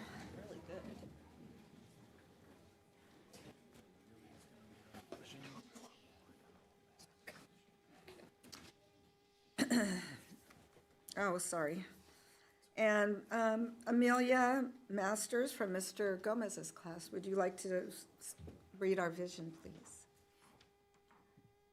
Our vision. We are an inclusive community that cultivates an equitable and responsive environment, empowering all students to develop strong character and academic excellence to become well-rounded and engaged global citizens. Thank you. And Zoe, would you like to come up and read the mission statement? In partnership with students, families, staff, and the community, we are committed to inclusive community, respecting diversity, and nurturing a safe and equitable environment. Empowered students, being responsive to students' needs and voices, while fostering a passion for learning collaboration, individual expression, needed to reach the future ambition. Strong character, promoting social emotional learning, integrity, mental and physical wellness, and values-aligned actions, technological literacy by encouraging rigorous and innovative programs, well-rounded, and global citizens, offering relevant learning opportunities to help build a sustainable future. Well done. So board, these three young ladies, I want you to know, are the same three that gave, I apologize. These three phenomenal students got up there and gave a speech at the, for our Falcon flyover for the opening of our bridge. And, you know, the mayor did an okay job, the superintendent, he was all right. But these three killed it, and they're the ones that named the Falcon flyover at on behalf of the students, and just did a phenomenal job. We have some certificates to present to them, and I would like to do that now.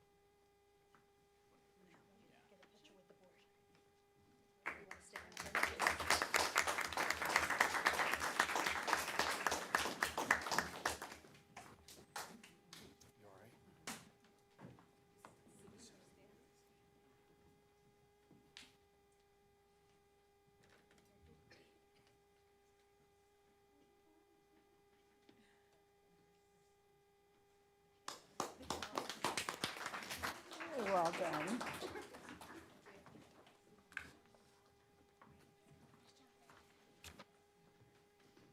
And now we come to item E, approval of the agenda. Is there a motion? I move that we approve the agenda as written.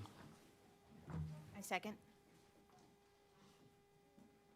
Majority vote? All those in favor? Aye. No one opposed, thank you. And our highlight tonight is learning our spark, learning through interest LTI program at Liberty High. And Ms. Kim Lewis is our speaker tonight.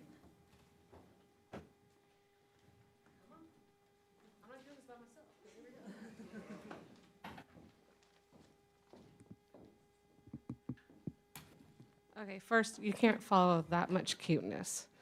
So we will do our best. Good evening, President Grubbs, Superintendent Calabrese, fellow trustees, and cabinet members. We're here this evening to highlight Liberty High School's Learning Through Interest program. You may have heard through student reports all these LTI, Learning Through Interest field trips and kids going all over the place. But what you may not know, and what the community may not know, that this is an award-winning program. We received an Innovation in Education Award from Sonoma State for our LTI program. It is a key element in our WASC report, which got us a 6-year accreditation. And it's one of the reasons why we received the California Model Continuation School Award last year. Numerous districts from Hayward to Sonoma Valley and up and down have come visited our school just because of this program. So while it's a fun and kids are out, there's real meaning behind this. I am pleased to present a few outstanding Liberty High School students who will share how spark of curiosity, initial spark of interest, can grow into a powerful platform for student voice. With that, I'm going to stop talking and turn this microphone to these lovely students.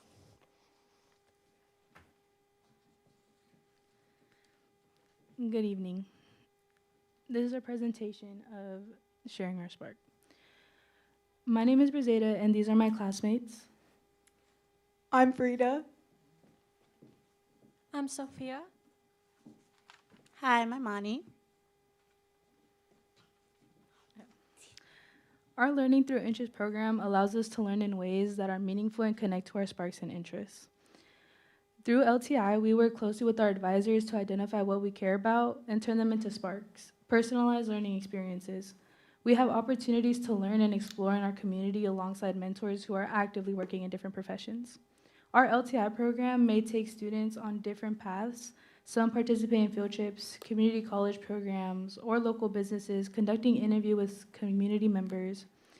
We take college classes, create research projects. All these experiences accumulate into an end of the year exhibition. Exhibitions are opportunities for us to showcase our Spark journey. LTI helps us take ownership of our learning and prepares us for life beyond school.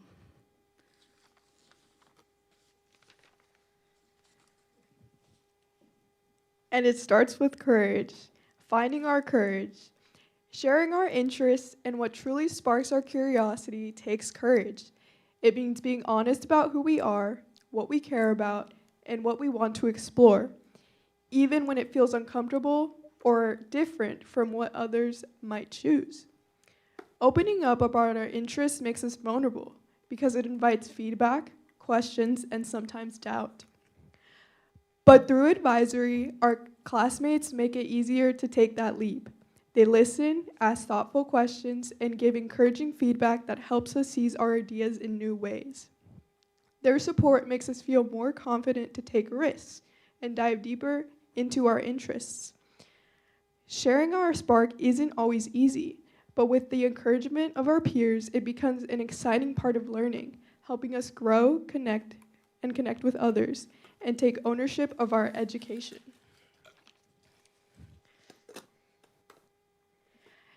Connecting with the classroom. Because of my personal interest in the medical field, I had the opportunity to visit Miss Anouk's medical careers class at Benicia High School, where I could explore what a career in healthcare might look like. During my visit, I got hands-on experience learning practical skills and seeing how medical professionals work in their everyday life. It was exciting to connect what I've been studying with real-world practice, and it gave me a clear sense of what this path could look like and be like in the everyday world. This experience also opened up the door to new opportunities. I'm now looking forward to the possibility of an internship at a local clinic, where I can gain even more firsthand experience and continue exploring my passion for medicine. This whole process has made me realize how much I enjoy learning by doing and how important it is to follow my interests. Thank you.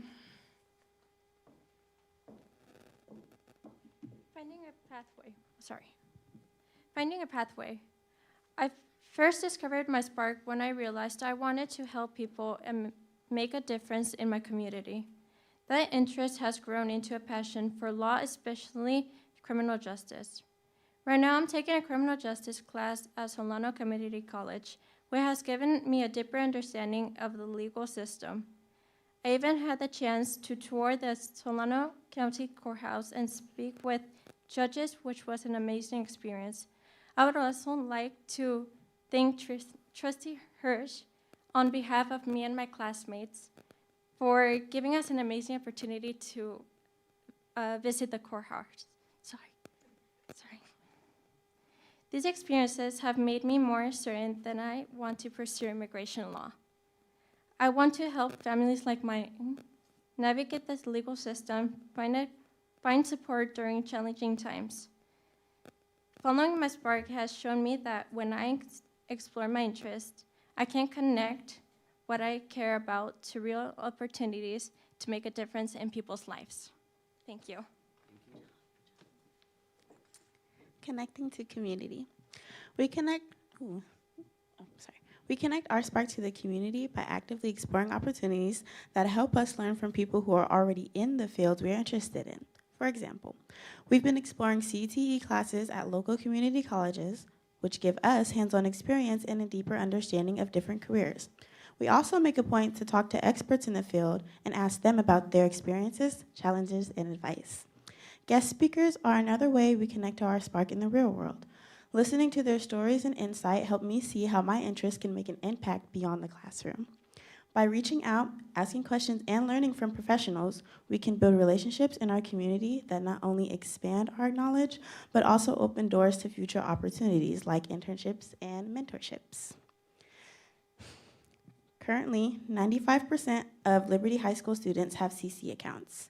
Many Liberty High School students are signing up for spring classes as well. Thank you. Thank you. Expanding our sparks. At Liberty High School, students have so many opportunities to expand their sparks and explore new interests. We've seen plays, done bike rides through Golden Gate Park, attended operas, and are even hoping to go snowboarding. We've also visited the Forestry Challenge, art museums, and exploratorium, which have all given new ways to learn and grow. We also gained hands-on experiences working along with professionals, the U.S. Fire Service, CAL FIRE, and soon UC Davis research team on the Spinning Salmon project. These experiences help us not only grow as learners, but also prepare us for life after high school by showing us possibilities of our future and giving us the confidence to pursue our interests. And overall, our LTI helps us explore and learn from our sparks. All these experiences open us to the world. Without your help, we wouldn't be able to learn and grow. So thank you so much for your support. In all we learn and all our sparks, on behalf of Liberty High School, thank you all. And we wish everyone a safe and joyful holiday. Thank you.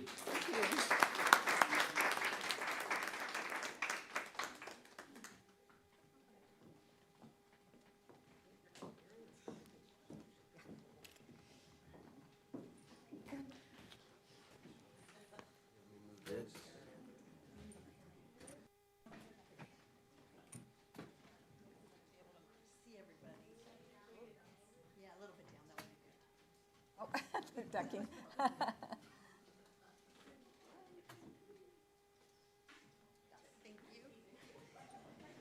Thank you, ladies. Great job. And now we come to our to item G, our annual organizational meeting. So each year, the governing board shall hold an annual organizational meeting in any year in which a regular election of district board members is conducted. The organizational meeting shall be held within 15 days following the second Friday in December after the regular election. During all other years, the meeting may be held on any date in December, but no later than December 20th. Ed Code 35143. Is this on here twice?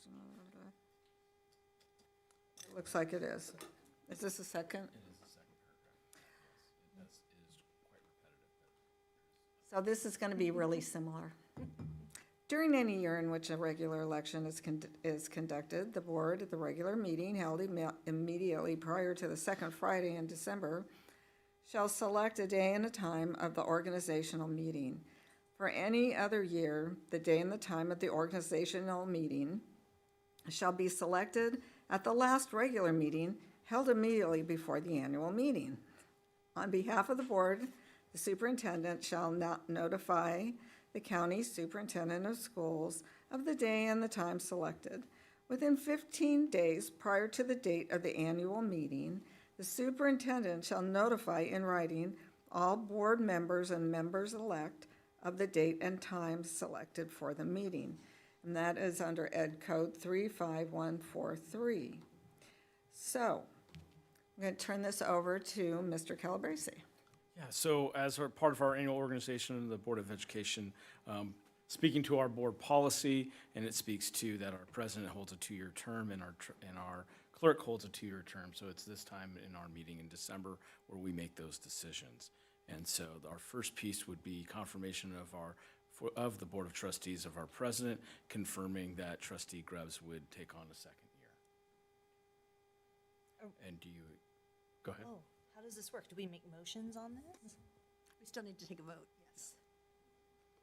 Well, I would like to move that that we approve C.C. Grubbs as the president for the 2025-2026 term. Second. All those in favor? Aye. Opposed, thank you. The assumption is you accept that. Yes, yes, sorry. Sorry. Me too. And then the second piece is confirmation of our Board of Trustees clerk, and it is just as we did for our president, and so looking for a nomination, and if Trustee Hirsch would continue in that position. I'd like to nominate Trustee Hirsch for a second year as the clerk of the board. Second. those in favor? Aye. I accept. Thank you. Thank you. And this next piece is appointment of the superintendent secretary to the Board of Trustees. And that lies with you, President Grubbs. Yes, so, the appointment of superintendent as secretary to the Board of Trustees, D. Chris Calabrese, superintendent as secretary of the Board of Education. Do we have a motion? Yeah, I move that we approve that. And I'll second. All those in favor? Aye. No one opposed, thank you. And we come to G2, Board of Education regular board meeting calendars. Superintendent Calabrese. Yes, and so you have the calendar here, and I do want to note that I made an error on a date. I don't think the board wants to meet on a Saturday. And so the September, let me go down here, September 4th should say September 3rd. Or excuse me, yeah, that is it, yeah. That's a 2025 date? It was the 2026 date. Oh, okay. September 3rd should, was the error there. September 4th was a Friday. Is a Friday. I said Saturday, didn't I? My apologies. So I have a question I'd like to bring up regarding this is B, I guess, the regular board meeting calendar, June 26 to December 27. Is there a possibility for us to consider moving the December meetings up 1 week because of the holiday rush of life, especially with our students having performances and finals, et cetera? Is there an opportunity for us to think through moving those December dates up 1 week? Yeah, I don't see a problem with that. Staff, am I correct there? I don't see that where there would be an issue with that.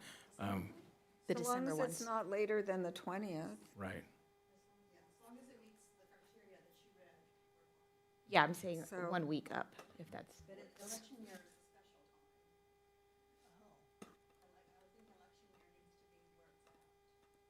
2026, because that is election year. I'm looking, let's see, Isn't it? regular election.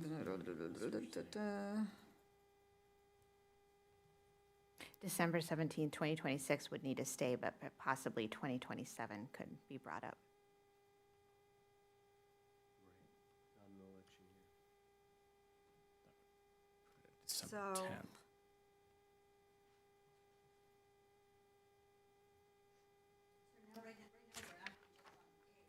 Mm-hmm.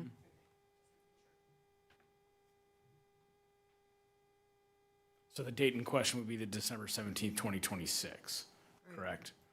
And you'd want it a week earlier, which would put it at December 10th. I think because of the election, we have to keep the date for 2026. Correct. So, but for 2027, if we could move that. But this is actually B in the agenda, so maybe we need to go, do we need to approve A first? And then come back?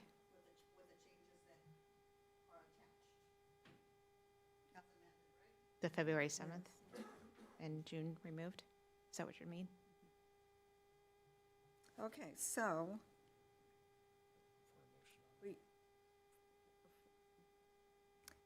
So are we calling for a motion, or are we moving We're calling for a motion for this one as amended. as amended? Okay. I'll make a motion, if that's okay. I'll make a motion to approve the Board of Education regular board meeting calendar for January 2025 through June 2026 as amended. I'll second. All those in favor? Aye. No one opposed, thank you. And then 2B, approval of the adoption of the Board of Education regular board meeting calendar for August 2026 through December 2027. I believe we just amended that one, didn't we? Yes, if that works for everybody. Well, I think we're talking about it. We have the one change from September 4th to September 3rd, 2026, right? To move the Right. Friday meeting to Thursday.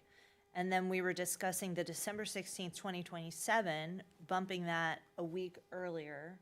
The only potential conflict I can think of is CSBA, but I don't know, usually that's in the very first few days of December, Very beginning of so. December. Yeah, it seems like it would be fine. I think it would be great if we can bump it up a week. So that would be Thursday, December 9th, if I'm looking correctly on the calendar.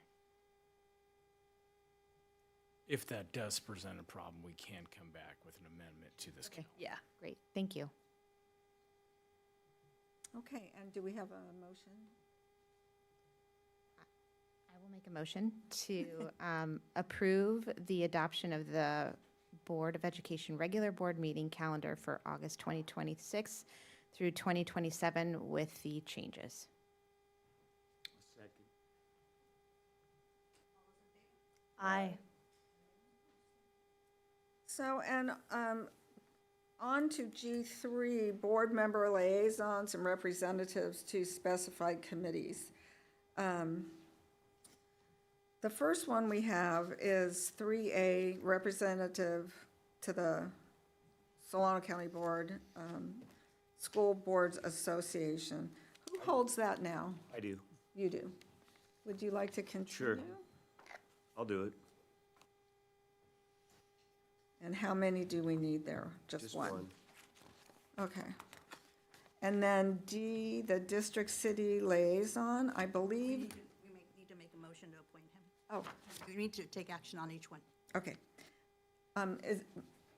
I'll make a motion to approve Mark for as a representative to Solano County School Board Association. I'll second. All those in favor? Aye. Aye. And then B, district and city liaison, we need two. I will tell you that Sherry would like to, is in that spot now and would like to continue, if everybody's agreeable. Oh, yeah. Sherry and myself. Okay, are you on that too? And would you like to continue? Sure. Okay, so I'd like to make a motion that Sherry Zeta and Yanni Manassi represent Benicia Unified School District at the city, as the city liaison. Before we approve this, and I have no problem with that, I just have a clarification about the role. Are we continuing with that role? Do we know yet? Because I know that there's been some talk about maybe kind of maybe reshuffling, meeting with the city. And there's also an opportunity that the mayor brought forward to me that we can discuss at a future meeting, but there is a position on the Community Sustainability Committee. And that is a committee that reviews various, it's a lot of education on community sustainability. There's opportunities for students to get involved. It's a committee that may be taking a larger role in the city in the coming years, and they're very interested in partnering with the district. So we can put that as a future agenda item, but I do want to mention it because it goes with our city liaison. And that can be a trustee, that can be somebody from the district as well.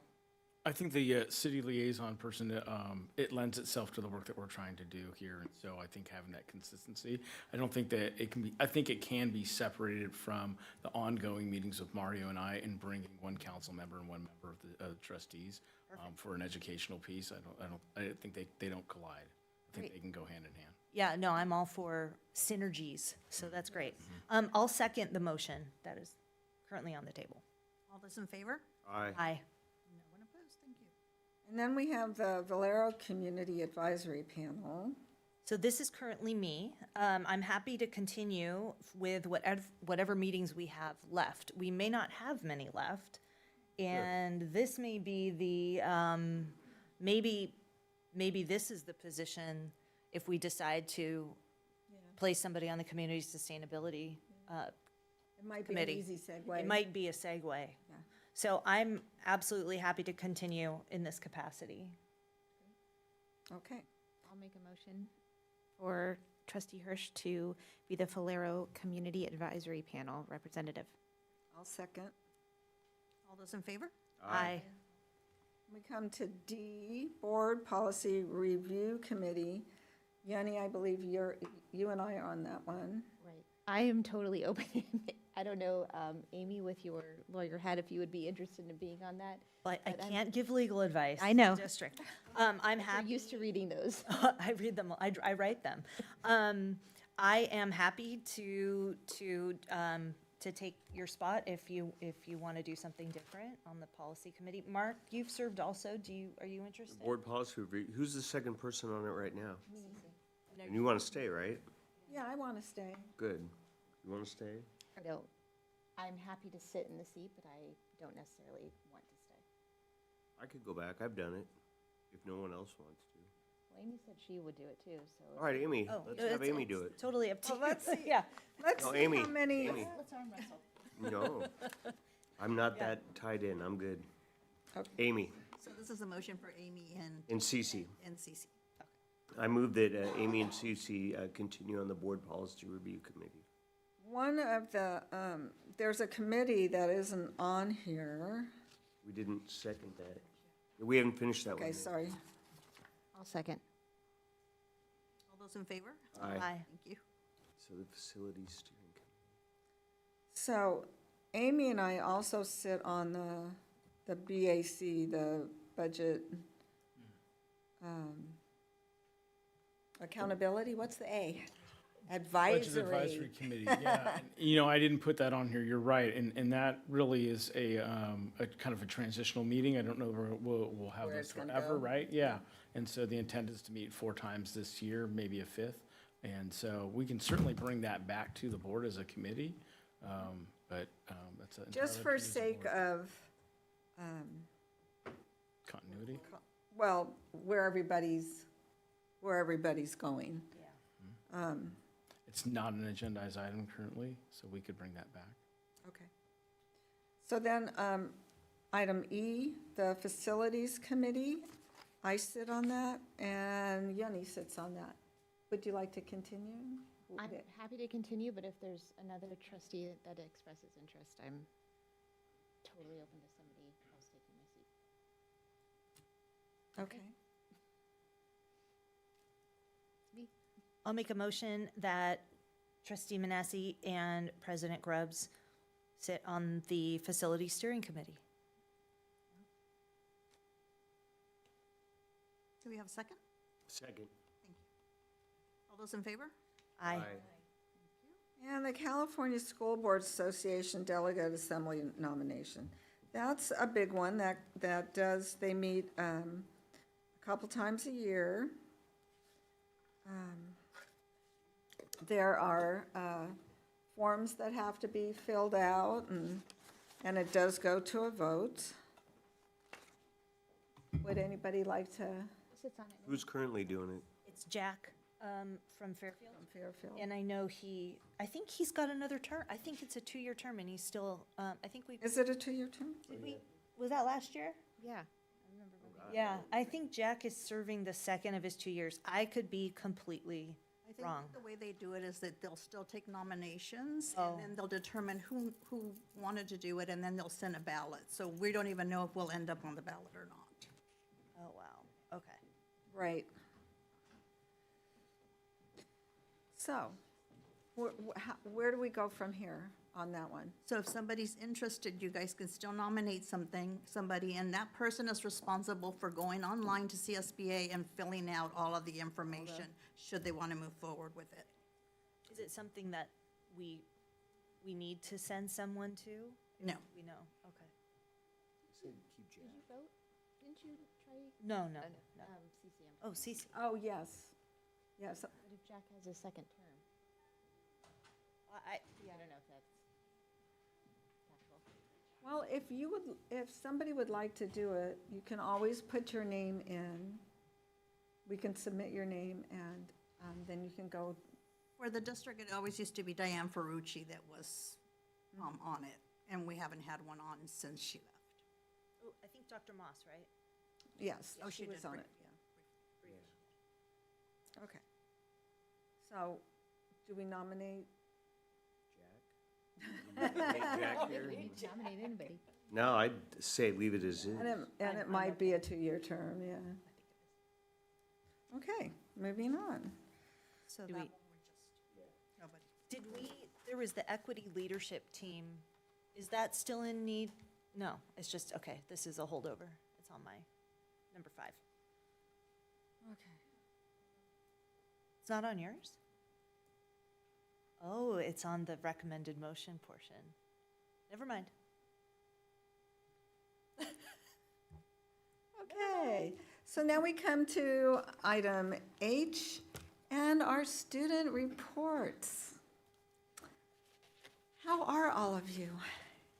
Sorry, it's been a long night. Thank you. No worries. I'm good as well. Good evening, President Gross, Superintendent Calabrese, and following trustees and cabinet members. We are wrapping up our first semester. We have finished our NWEA testing, our final projects at Liberty High School. We would like to congratulate our early graduates and all those that are completing their first community college classes. We are excited to announce that we are receiving our new salmon eggs from UC Davis. As a part of our statewide spinning salmon project, we partnered with the UC Davis to assist them collecting data about the thiamine deficiency complex, or TDC. It's a deficiency that leads to salmon's neurological problems. Hopefully, we will be able to release our hatchlings in late February or March, and we'll keep you posted.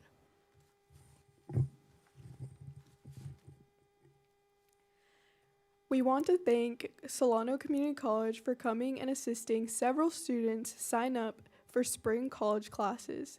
We established a college quiet space where students can attend their visual classes without having to leave Liberty's campus.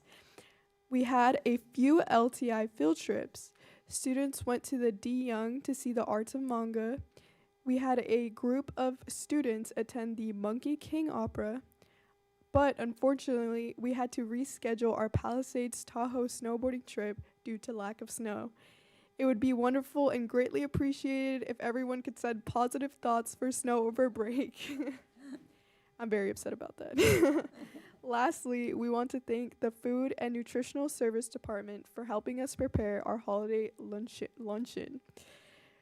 We could not do this wonderful event without their help. If you don't know what that is, it is an event where all Liberty High students and staff have a Thanksgiving meal together. So that was very awesome. On behalf of Liberty High School, we would like to wish everyone a safe and joyful holiday break. Thank you. Thank you.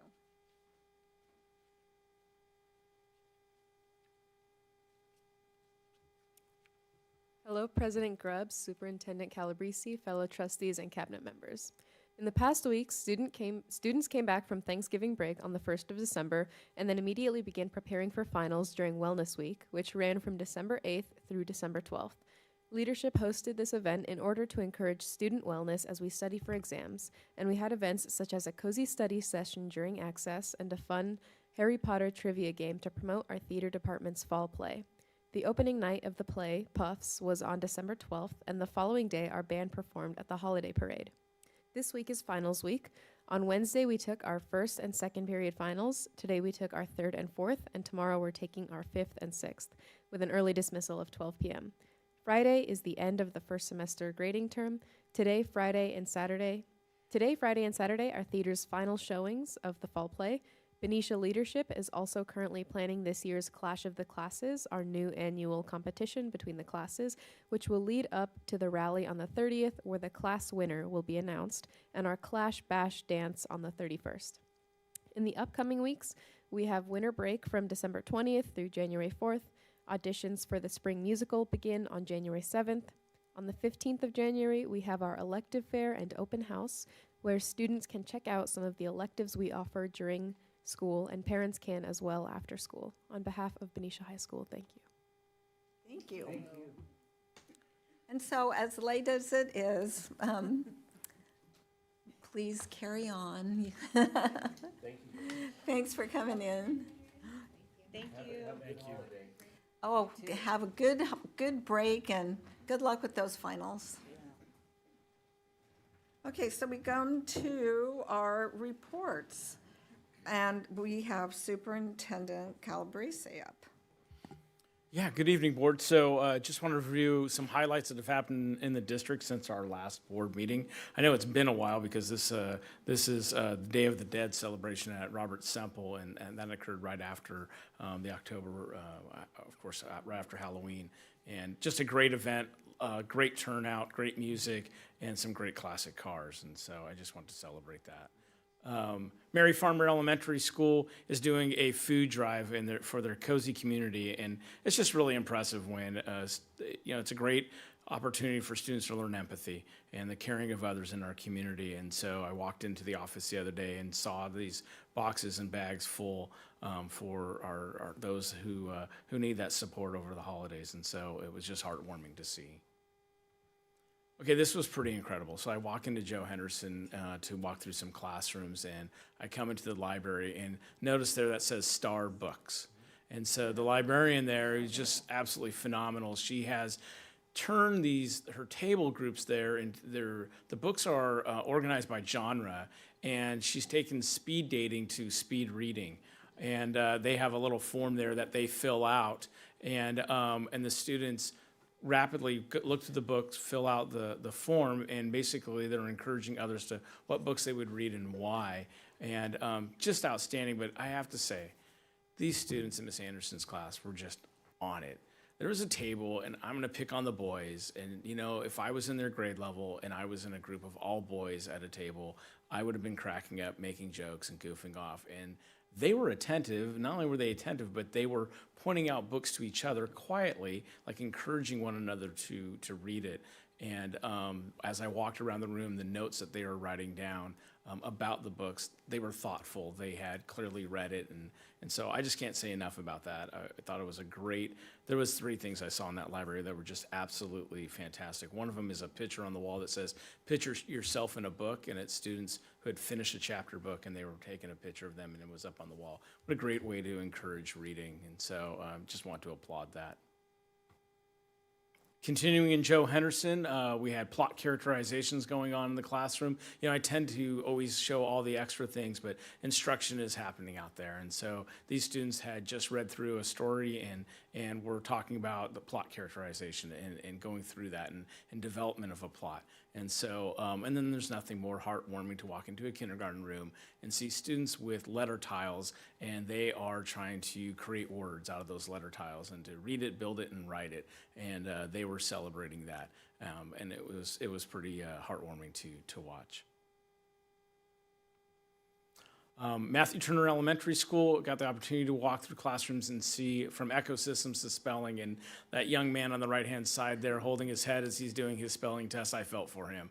I was right there with him, boy, and so they were super engaged. They were doing their best, and it was great. And then ecosystems. The students were talking about symbiotic relationships and how our ecosystems work, and the engagement level and their thoughtful answers to one another. Was fantastic. I was super impressed with what was happening there. This is at Benicia Middle School, and so this is collaboration at a whole new level. And so these 6th grade students had read a story, and they were collaborating about what was happening in the story, and they had a questionnaire to fill out. And so they were talking, and they were comparing it to other events, other books that they've read, and they were having an engaging conversation around what they had just read. And again, I was super impressed, and the level of engagement that I was seeing from these students was just really impressive. And then I can't say enough about what happens at our middle school. This is dads of great students, and this is something that our up there is Zane Shaw, president of the Parents Club, and he's working with Mr. Nelson and gathering some dads together, getting them to come to. Was I on? Oh my good. Okay. And they getting them to be on our campus and be visitors on our campus and work with our students and encourage them. So it was exciting to see that. Liberty High School, you just saw some of those students that were presenting. Rotary came out, had lunch at Liberty High School, and our students presented about the forestry challenge, and again, talking about ecosystems. And they also talked about careers and future careers in forestry. And so 4 of our students were presenting there to the Rotary Club, and I can't thank the Rotary enough for their support of Liberty High School. And essentially, they are the PTG for Liberty High School, and they do a great job. And it was good for our students to be able to have that opportunity to present to them. Get in front of a group of adults is scary, and they did a phenomenal job. If you didn't get the opportunity to, some of us got to go out to Benicia High School for Veterans Day ceremony, and I was just, I'm using the word impressed a lot, but that's exactly what it was. It was a tearjerker. We honored our own veterans that work here in the district, and that was wonderful to see and hear. Our award-winning band that doesn't sound anything like a high school band performed, and then student speakers, and it was great. It was a heartfelt presentation. Next is Puffs. You heard them talk about that. It's a spin-off of Harry Potter. Super engaging actors and actresses up on the stage there. And then the way they have set up the set and the way it worked was really impressive. And it also made me excited about the changes that we're going to make to the PAB for the students in the future and the work that's going to be done there. And so it was a great opportunity to see them and see their level of engagement as actors and actresses.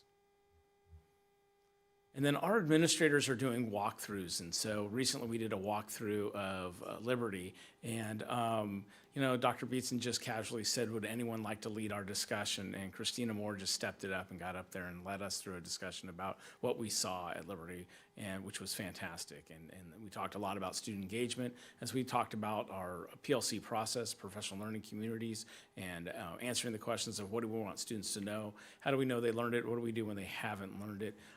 And so Christina led us through that discussion, and she did a great job. And I just wanted to accent all of our principals that are working really hard out there and engaged in the learning of our students, and also in providing professional development to our staffs. And that concludes my superintendent's report. Thank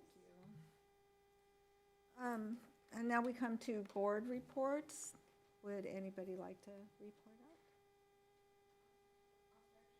out? I also went to see Puffs on opening night. That was really fun. Great performances, and had the opportunity to see the Joe Henderson Harmonizers sing their hearts out these past couple weeks. They joined the band concert, the elementary band concert. They sung in the tree lighting event. They sung at Luca, and last night at Joe Henderson. So want to give some praises to Mr. Stamps for his leadership, teaching, and continued enthusiasm for the Joe Henderson Harmonizers. And I also went to the elementary band concert at the middle school, and want to just acknowledge Mr. G for all of his great work that he does for our students. That's it for me. Okay, we'll go in line. President Grubbs and I attended the Veterans Day ceremony at the high school, which was wonderful. I also attended a couple of BMS concerts, one at the middle school and then one in Fairfield. They did a phenomenal job. A big highlight for me from the last month was attending CSBA, which is the California School Boards Association Conference. And I was able to go with Superintendent Calabrese and Ms. Barrington and Ms. Martinez. And we had a small but mighty showing at CSBA. I was able to take part in some of the legal sessions for board members. Particularly impactful was the Immigration Enforcement Brown Act. There was a very interesting charter school discussion about kind of what the lay of the land is on charter schools right now, and then also the sexual assault cases that districts are facing with longer statutes of limitation. I was able to attend the Women in Leadership Conference, which was very interesting, and met a lot of women who are sitting on boards in other cities. And then I think my big takeaway was just how important our policies and our governance procedures are. And one question was asked to me during the conference, and the question was, do you feel like you are one of 5 or part of a board? And my answer was, part of a board. And I really feel that way. So I just want to thank all of you. I missed you this year. Hopefully we'll get some of you next year. I'll let, maybe President Grums wants to talk about the budget advisory meetings, potentially? Okay. Well, we attended those. They've been awesome. Thank you, Superintendent Calabresi, for bringing everybody together. And then I will end with a real high point for me. This week, I attended the Matthew Turner Elementary concert. It was K through 3. They did a holiday singing concert. Mr. Boucher played the violin. Mr. G played the guitar. Ms. Thompson helped organize. It was phenomenal. It was a packed room. It was really beautiful. So thank you to Matthew Turner for having me.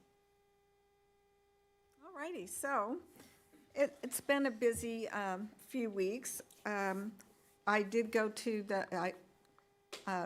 Trustee Hirsch and I went to the Budget Advisory Committee, which is it's a wonderful committee. There is representation from every segment of the district.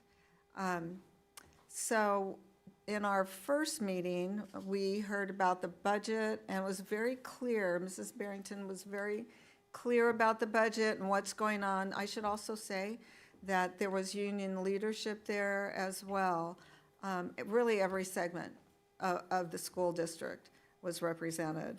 And then our last Tuesday, we heard from from Dr. Beatson about the one-time monies going away.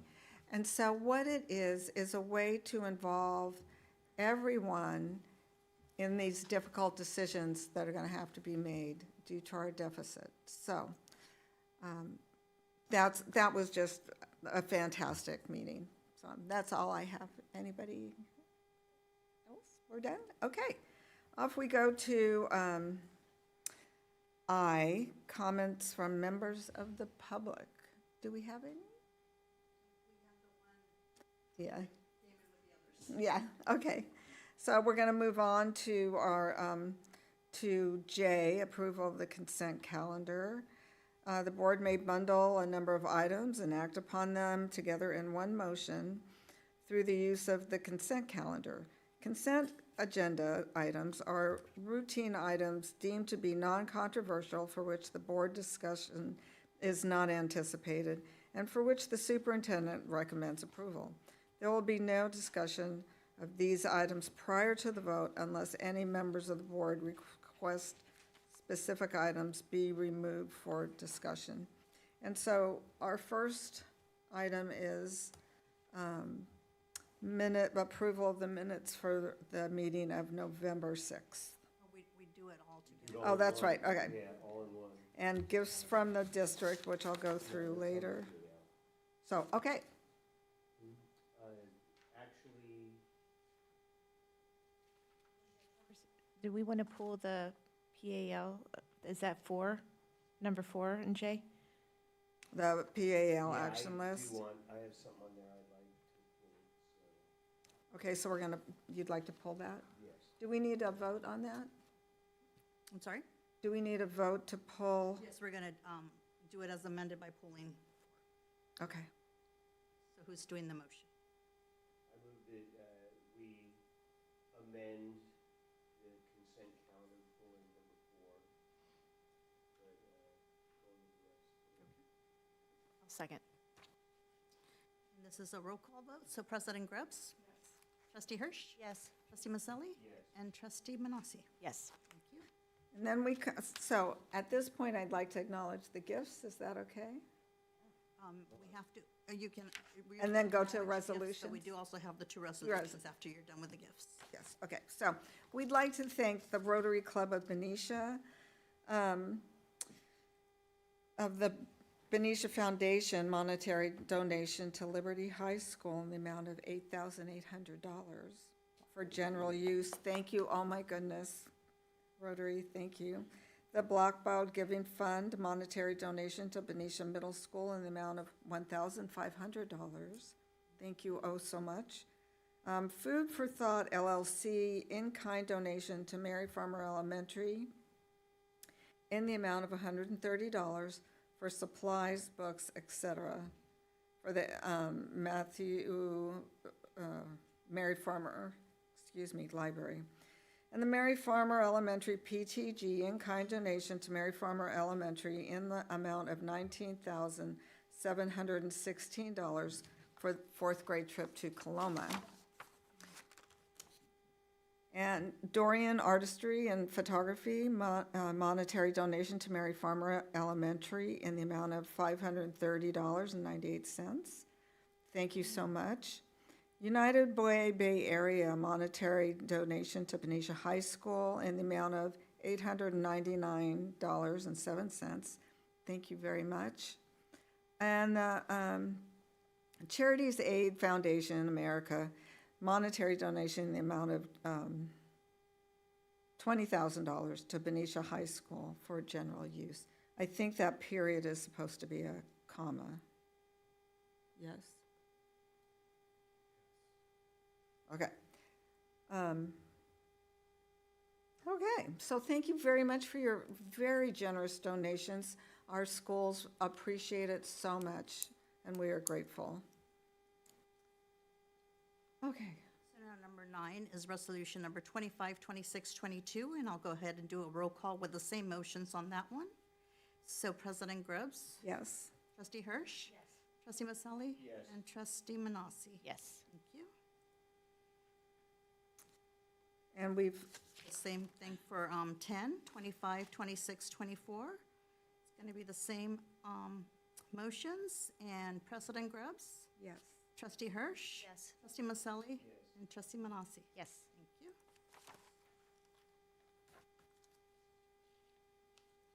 And then the seniority lists, those are already approved under.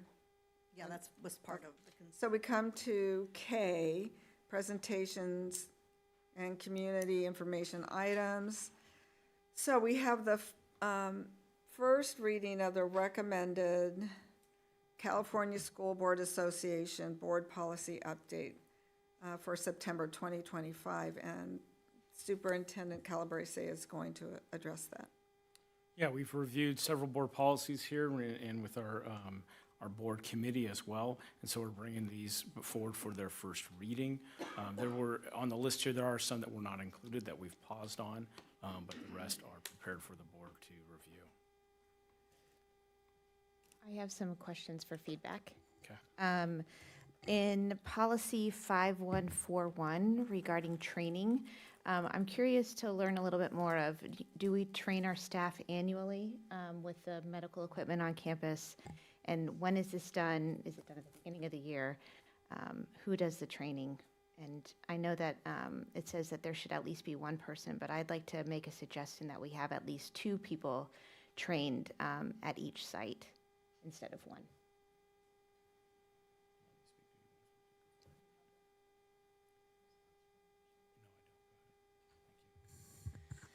So I reached out to our nurse, and she said that the office staff, 2 or more people, are trained by the district nurse annually in August on our professional development day, and then updated as needed on site on the following. So she will update training as needed on medication administration and documentation, basic first aid, that includes when to call 911, the AED review, diabetes management at school, EpiPen, seizure safety, tracking health office visits, head injury protocol, Narcan, and sick day guidelines. She said that CPR is done every 2 years, as this is how long the certification is valid, and this is done by certified trainers either in the district or hired personnel if needed. Both office staff at elementary sites, 4 staff at BMS and 4 staff at BHS are trained during these annual training sessions. Even though it is only required for 1, we have at least 2 people trained in case of absences. And the office manager and the office specialists have this requirement in their job descriptions. Right. So the AED equipment, when does that get trained on then? Because that's what this is, right? This is maintain records for the defibrillators? I guess that's something that we should. I think she trains Nurse. as needed. And so we've been through trainings with those folks, and then I think I'm not sure what the regularity is. Yeah, I spoke to Michelle about this, and so she does regular trainings throughout the year and then as needed. And then Michelle also seizes the opportunity whenever something presents itself to add that additional training. Okay. I'd like to make a suggestion that we add that 2 people are trained, at least 2 people instead of 1 on our policy. It's not doing anything different that we're doing, but just that we're being clear that there should be 2 people at each site instead of 1. And how do we address that? Do we take a vote? What do we do? Well, I think that's a practice, right? And so you're not asking to change how the policy is written. You're asking our practice to be that we train more than 1 person on the campus, right? I think the opposite. I think by practice, we train more than 1, but in the policy, it says that there needs to be at least 1, and I'm making a suggestion, up for conversation, of course, to say that we should have at least 2 people per site trained. My only feedback is that if we say something in a policy, we have to make sure we can follow it. So one question I would have is Liberty, how many people, I mean, there's 1 person in the office, I think. So if we do make the change, let's just make sure that we can meet it going forward, would be my feedback. Would you like me to talk to staff about that and bring that back and pull that policy for now? To me, I feel like, what if someone is absent for the day? I know in practice we do it, but, I just would like to be clear in our policies that this is what the expectation is. But once again, I'm totally open for conversation, so. What would the process be? Because if this is the first reading, then would that give you time until the next meeting to bring feedback, and then maybe we can edit then? Yeah. Amend then if we want to? Yeah. Okay, let's do that. Yeah. But I do want to assure you, in practice, there's Right. more than 1 person trained on AED. And I don't know if you've seen our latest AEDs, it also walks you through how to do it. Yeah. At least in the district I work at, being a PE teacher, all the PE teachers are trained on Right. Because that's actually where our AED machine is. Yeah. Mm-hmm. Oh, wow. So we all know how to do it. Yeah. And it does walk you right through it. Literally Yeah. says it out loud. Do this and Yeah, do first that, do this, then yes. do that. Okay. I have 1 more question. Apologies. I also wanted to just check in about 5141.4 and just inquire about, are we doing this training now? And when is this training conducted? And who does this training? Child abuse prevention and reporting. Correct. Yeah, so that is done yearly, right? Beginning of the school year, all employees, all volunteers, board members, myself, everyone. And then as new hires come in, they are also trained so that would, Pat, am I missing anything? That's the Keenan webinar, right? Correct. So we even have to be trained in it every year. Great. Just making sure. Thank you. I do too. Okay, so moving on, we come to. I'm sorry, I do have 1 more thing. Apologies. I'm looking at my notes. I would like to, tell me if this is not the appropriate time, but I would like at an upcoming meeting to review and discuss our reserve policy, the policy that talks about reserves. I'd really like to bring that up to the board and talk through that. So I don't know if this is the place, but I thought because it's a policy or if we should wait until we talk about the budget. But You could also do that at the end for upcoming agenda items. I think that's totally appropriate. Okay. Yeah, absolutely. Sorry, Cece, I didn't mean to cut you off. No, that's, anything else? No, it's. Okay, so now we're up to action items. So, Ms. Egan, welcome. Thank you for your patience. Of course, you guys have a big night tonight. We do. So we have a couple of action items for you tonight. The first one is for the high school. The scope of work is to provide new hardscaping in the vicinity that is currently within construction fencing, where our buildings were removed. It'll be new concrete hardscaping.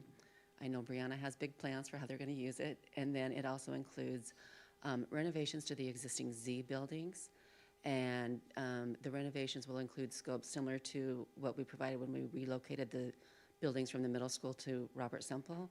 So it's everything all new: roofing, siding, flooring, interior tack board. So if approved, the project would start in January, and it would be completed in mid-March. We did go to public bid. We got 4 bids. One of them withdrew their bid, and so it makes the second lowest the responsive bidder. And the staff recommendation is to award the contract to CWS Construction in the amount of $525,000. I just want to acknowledge and say thank you for putting this out for public bid. It was helpful to see what the range of pricing was, so thank you for doing that, for this and for B2. Great, thank you. You're welcome. I'll just ask a question. Our buildings, are those the ones next to the gym, the basketball, like right across? They're no longer there. They're no longer there. Yeah, Okay, we took them great. out last spring. Oh, okay. And then that's going to be cemented in that area? Yes, it's going to be Okay. cemented in, so it'll Okay. be an open kind of plaza. Yeah. Brianna's targeting it for ping pong tables. Oh, that's great. It's very closed off as it Yeah, was. So yeah, that's and great. so Okay. part of the good thing about the construction, well, construction's always hard, but both that area and the area to the Z are on the perimeter of the campus, so the work can occur during regular school hours. I mean, you're next to the gym. They might have a little bit of noise, but I don't think it's, this staff, when we met with them and reviewed it, we're not concerned about it. And then in the Z, same thing, you're not directly adjacent to a lot of stuff. And then as the Z building renovations get done, they're gonna start working to move some of the band storage stuff into there, which will be a great segue for the PAB in preparation for that upcoming construction. Yeah, and the Z buildings, those are the ones out by the tennis courts, right? Okay. Correct, Those are old, right? Yes. Yeah, okay. And so their storage is the intended use is storage. Yep. Any other questions? I'll make a motion that we approve the award of contract for the Benicia High School concrete hardscaping and Z building upgrades to the low bidder CWS Construction in the amount of $525,000. I'll second that. All those in favor? Aye. Now we come to B. Roxanne, you're going to be up here for a while. Awesome. So the next item on the agenda is, well, we're excited for all of the improvements we get to do, but this is kind of a big one. So it is the high school fields improvements. This is a project that we've been working on and planning, had lots of meetings and gathered lots of input. So what the scope is, it's for new artificial turf, baseball fields, softball fields, and a third all-purpose field. It includes new dugouts, new restroom and concession building, new parking lot, all the infrastructure, which is certainly substantial, new Musco lights, and then part of this too was to be able to, it'll address Title IX inequities, which we have right now up at Mary Farmer, and then when this is complete, we can no longer have that and reimagine that space for Mary Farmer's upgrading. So we went to bid and we got 3 bids. The low bid is to J-Walk Construction in the amount of $14,125,000. The bids were competitive. It's a lot of money, but they're relatively close, and it's always great to see them come in that way. I know that all the contractors went out and really worked to get subs and their best pricing. If approved, the work would start in January of 2026, and it would be completed in December of 2026. Staff recommendation is to approve the contract to the low bidder, J-Walk Construction, in the amount of $14,125,000. Any questions? I move that we approve the contract to J-Walk Construction in the amount of $14,125,000.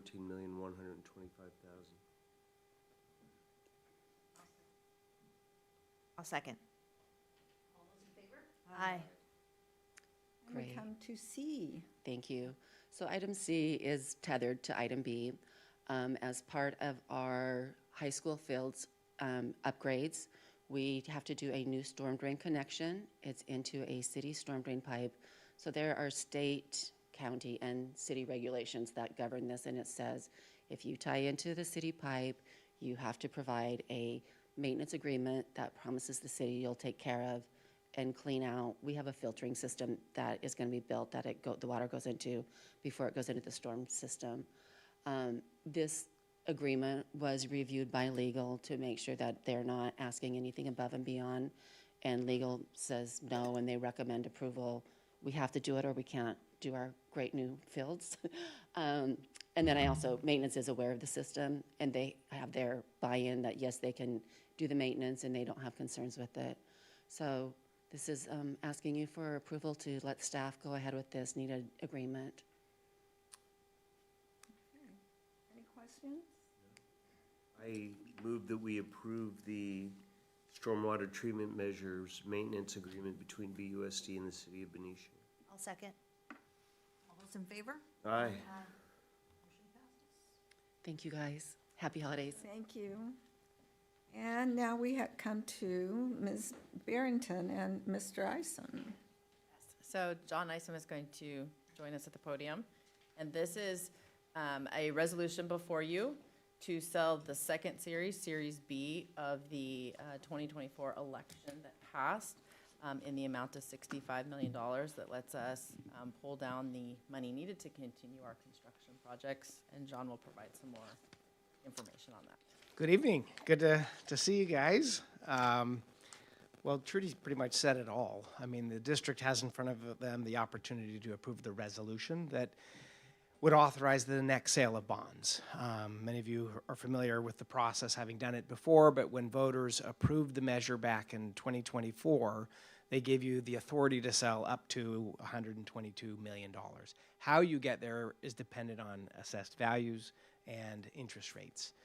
The first sale of most bond programs, and I believe the case here, was really to give you some substantial funds and also some seed money, because you don't really know exactly how much you need when you have $100+ million. So you get that seed money, you start spending that seed money, and then in consultation with the district and Roxanne, the question was, okay, how much more can we get? We could really use this amount upcoming. So we looked at the assessed value of the district, the growth was there, interest rates are there. So before you, you have the authorization, the resolution more correctly, for an up to $65 million issuance. What that authorization resolution does tonight is deputize your district staff and your finance team to go ahead and complete the financing on your behalf. You'll have the resolution, which is in perfect format or completed format. And then there's some associated legal documents that are in form. So when you talk about, well, wait, how come there's some blanks on these other documents, the official statement, the bond purchase agreement, those don't get filled in until the bonds are actually priced. So what you're saying is the resolution's good, we're deputizing you guys. The rest of the documents are still 95, 97% complete, but we don't need to take action to go ahead and complete the financing. So that's in essence what this action does this evening. Any questions? Yeah, I'm just curious, why 65 million? Why not like more or less? How did you choose the 65? Yeah, great question. A lot of it is what the tax base can give us and what the IRS spend down requirements do with respect to the spending of the dollars. So there's two elements, because some districts could say, hey, I'll take the full amount, please, thank you very much. Yeah. And then our answer is, well, can you meet the IRS spend down requirements, which is essentially spend it in 3 years. So that's exercise number one. Exercise number two is the tax base can't, in this instance, take the full amount, because what we have, not only a political kind of commitment to voters, we also have a legal commitment to voters with a cap of $60 per 100,000 of assessed value tax rate. So we look at your assessed value, current, we look at our tax limit, which in this case would be the $60, the no tax increase, if you remember from the election, and then you look at current interest rates and we say, okay, it's reasonable for us to provide $65 million. There's still going to be a few $1 million left. Can you, Trudy and team, meet the IRS spend down requirements to spend that? So that's the exercise. Each time you sell, it's can you spend it in 3 years, and can the tax base accommodate what we're trying to do? Okay. And then we can still go back to request the remaining. Yes, 10 yeah, million or whatever's left. exactly. Yeah, The balance, You know, a lot depends with Valero and what that's going to happen, how quickly any redevelopment of that particular property starts to add back assessed values. So candidly, it'll probably be a little bit of a wait and see. I think all things being equal, 2 to 3 years is probably what we foresee as the final draw. Thank you. You bet. Any other questions? Is there a motion? I'll move that we, I'll move that we adopt resolution number 252625, authorizing the issuance and sale of general obligations bonds. I'll second that. This is a resolution, so roll call. President Grubbs? Trustee Hirsch? Yes. Trustee Maselli? Yes. And Trustee Manassi? Yes. Thank you. Great. Thank you. Look forward to working with you guys and happy holidays. Thank you. And Mrs. Rice, you are up.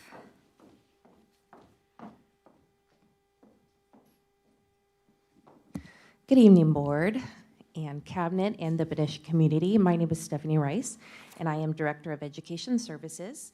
And what I have for you first tonight is for your consideration and hopeful approval of our course outline for Spanish 3 Honors. This is an updated course outline as we currently have Spanish 3 Honors offered at the high school level, but you did approve a newly adopted curriculum at the end of last year, and they've updated their course outline to reflect that curriculum, the alignment to the world language standards, as well as the rigor of this course being an honors course to prepare our students that choose to go on to AP Spanish 4. So they're doing a daily discussion in Spanish, written projects, and application all in Spanish. So I'll turn it over to you if you have any questions, as this is an update and not a new course. Just a comment, and it's really just a thank you to the Spanish team. My son's in Spanish 3 Honors right now. It's amazing what they're doing in that class. So really, really happy with the course. Thank you. I'll pass that on. Yeah, Thank you. please do. Please. Yeah. And I didn't share financial impact, as we've already adopted the curriculum, would be 0 impact to where we are currently.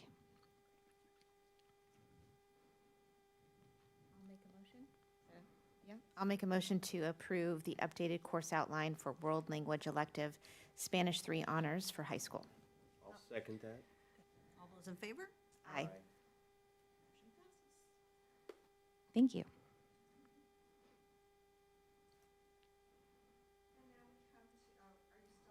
I have one more.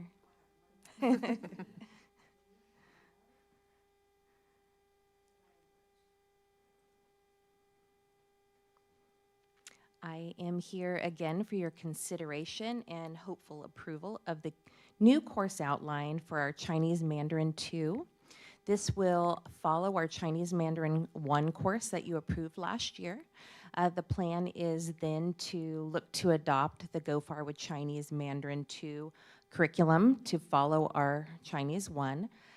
There will be a financial impact, as this will be a new course. We're looking at approximately $24,000 as it would align to what we paid for our course 1 for our 3 sections of textbooks and materials. Remember, students have to have 2 years of a language, right? So this. They have need 1 for graduation One for- requirements. 1, okay. Yes. But to get into that or UCs, fine arts. If they go into Yes. colleges or college applications, they need to. Do you think we'll end up having a Mandarin 3? Sounds like there's a lot of interest, right? from There last is. time? It's a lot of positive feedback. If you visited the class, a lot of work up on the walls. The teacher's really excited. So I would predict that, yes. Do you know how many, is it 1 class right now? It's 3 sections. 3 sections? Yes. Wow.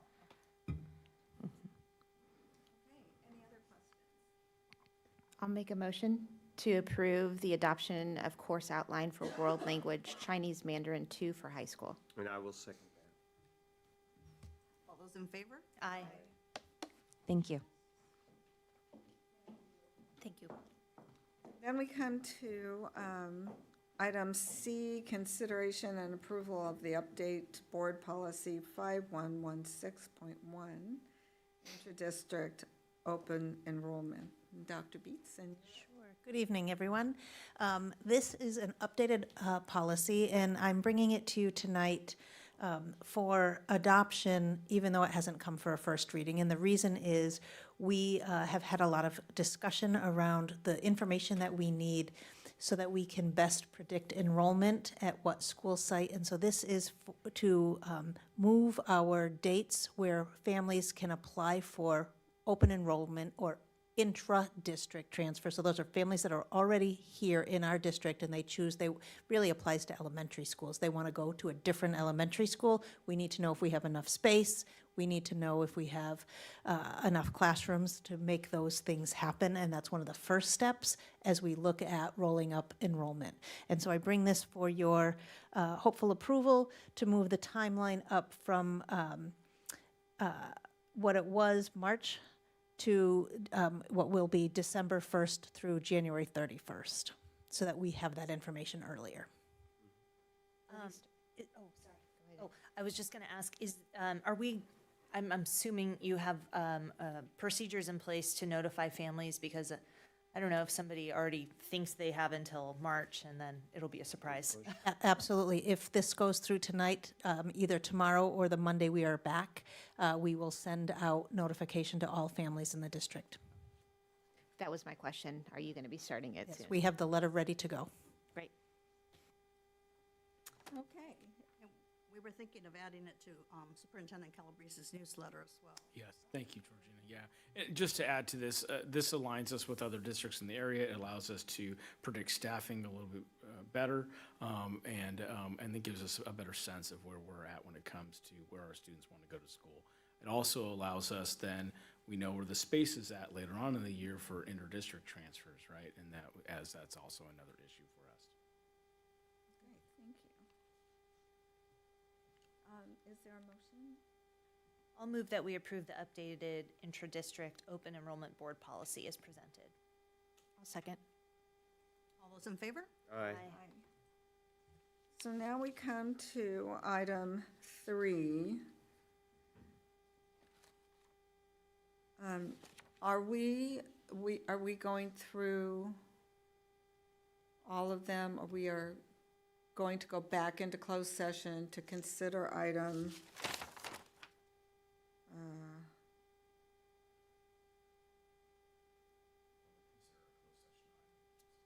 okay. These are all open session.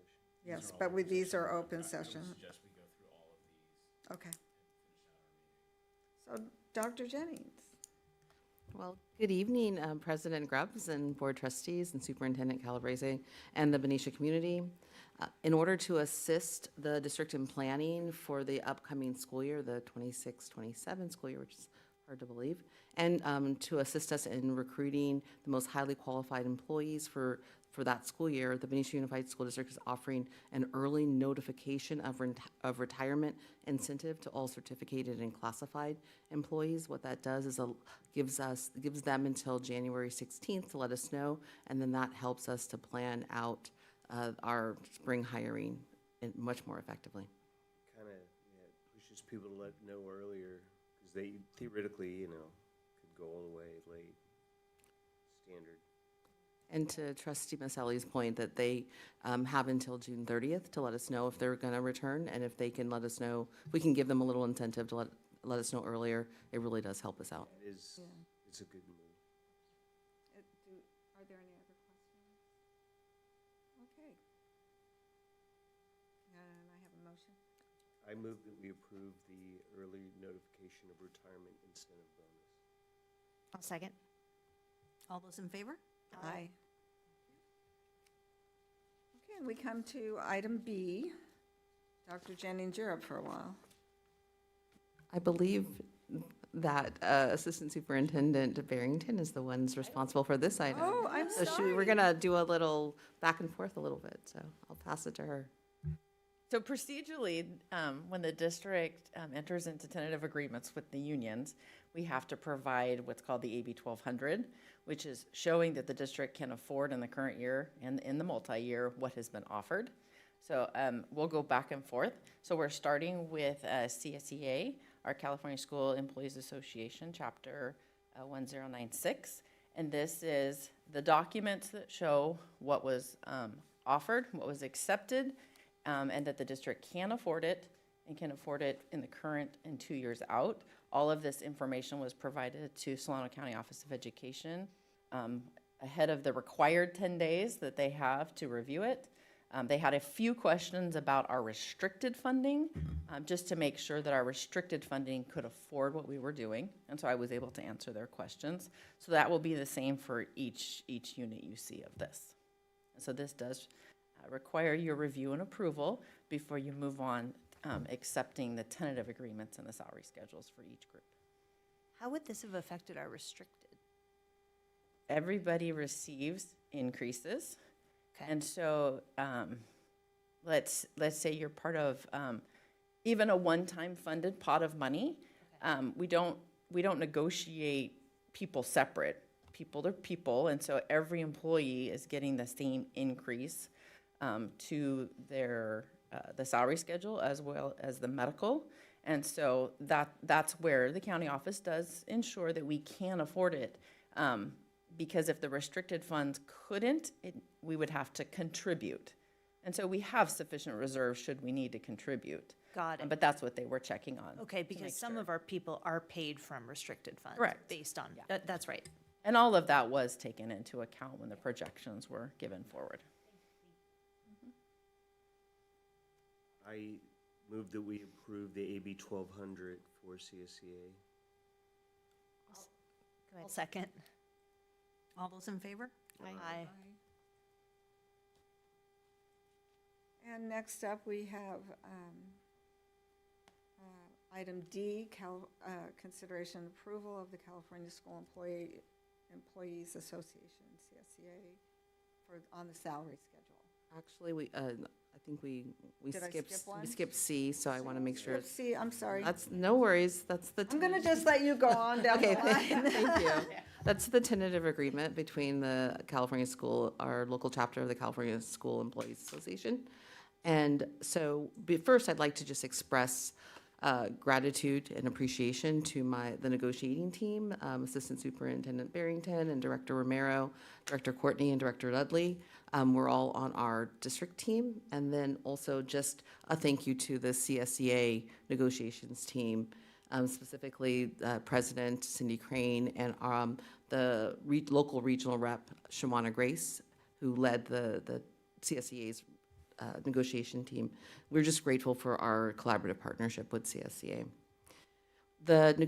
We had 2 negotiation sessions this school year, and they produced this tentative agreement that's before you, which includes a 2% ongoing increase to the classified salary schedule effective July 1 of 2025. Additionally, the district's contribution to the medical benefits premium would be increased by $98 per month to make a total district contribution of $1,285 per month, which would be effective as of November 1st. Also, please note that the attached tentative agreement has been ratified by the local chapter 1096 of CSEA. Any questions? Is there a motion? I will make a motion to approve the consideration and ratification of the tentative agreement for the 2025-2026 school year between Benicia Unified School District and the California School Employees Association, chapter number 1096. I'll second. All those in favor? Aye. And we come to, oh, wait. Both Pat. On the salary schedule now. So before you, we are requesting approval of the revised salary schedule for CSEA to reflect the recently agreed upon, approved agreement. I move that we approve the salary schedule for CSEA. I'll second. All those in favor? Aye.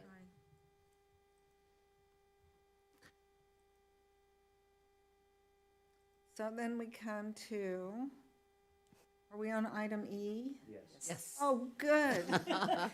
Consideration and approval of AB 1200, Chapter 1213/1991, GC 3547.5, and CCR Title 5, Section 15449, Public Disclosure, oops, I lost it, of collective bargaining agreement with Benicia Teachers Association. So similar to the one that you just saw first, the SEA, this specifically shows the impact of the tentative agreements before you for the Benicia Teachers Association, where the district has the ability to afford what was offered in the current year plus 2 more. Is this a new law, or, because I had never seen this before this year? It's not new. We're just doing the process a little different to provide transparency and Oh, clarity. I really appreciate it. What we're I'd never seen it before. yeah. That's what I really like. I Yeah. had the same comment. Yeah, thank you. AB 1200 really came into effect when a number of school districts became insolvent. And so that's why the county office has this required oversight of us, that whatever we do, we can truly afford to do. And so we don't Makes put sense. the public dollar at risk. Makes sense. Yeah, as opposed to you voting and then the county saying no, right? And then we go through that process, Thank you. right? Yeah, and you've witnessed that as well, right? And so, yeah, this is much cleaner. Okay, so is there a motion? I'll move that we approve the AB 1200 public disclosure as presented. I'll second. All those in favor? Aye. Aye. So now we come to item F, consideration and ratification of the tentative agreement for the 2025-2026 school year between Benicia Unified School District and the Benicia Teachers Association. Thank you again, President Grubbs. The district and the BTA bargaining teams met at the bargaining table for 4 negotiating sessions this school year.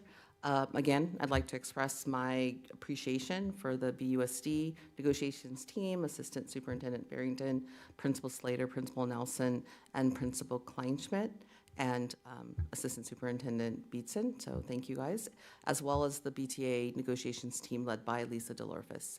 We do truly, again, appreciate the collaborative partnership we have with our unions.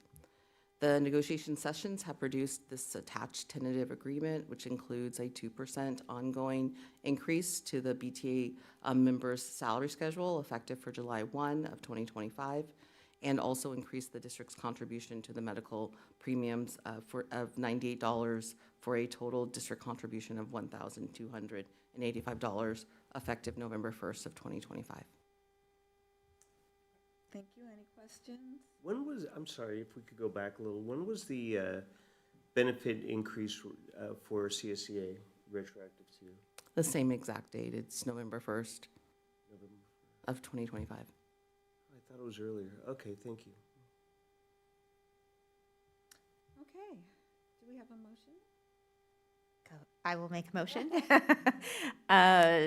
to approve the ratification of the tentative, is that where we're at, F, right? Thank you. Ratification, the tentative agreement for the 2025-2026 school year between Benicia Unified School District and the Benicia Teachers Association. All those in favor? Aye.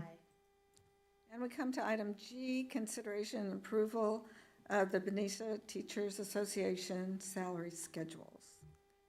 Thank you again, and we are requesting approval of the revised salary schedule for the Benicia Teachers Association to reflect the recently approved BTA collective bargaining agreement.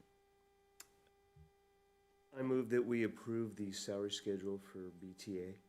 Second. Who was the second? Yanni. All those in favor? Aye. Okay, and we come to item H, consideration and approval of AB 1200, Chapter 1213/1991, GC 3547.5, and CCR Title 5, Section 15449, public disclosure of collective bargaining agreements with the confidential management classified certificated group. So similar to CSEA and BTA, this is the remaining groups of our employees within the district. These groups are unrepresented, but the AB 1200 still needs to come forward to you to see it. I know this is the third time. What I failed to mention to you is each time you saw a unit, the costs are listed for, first saw it for CSEA, and the column right next to it, you saw what everybody else cost, so that each time you're seeing it, that the district would afford the full offer that was being made to employees. So this is similar to the other two. Appreciate it.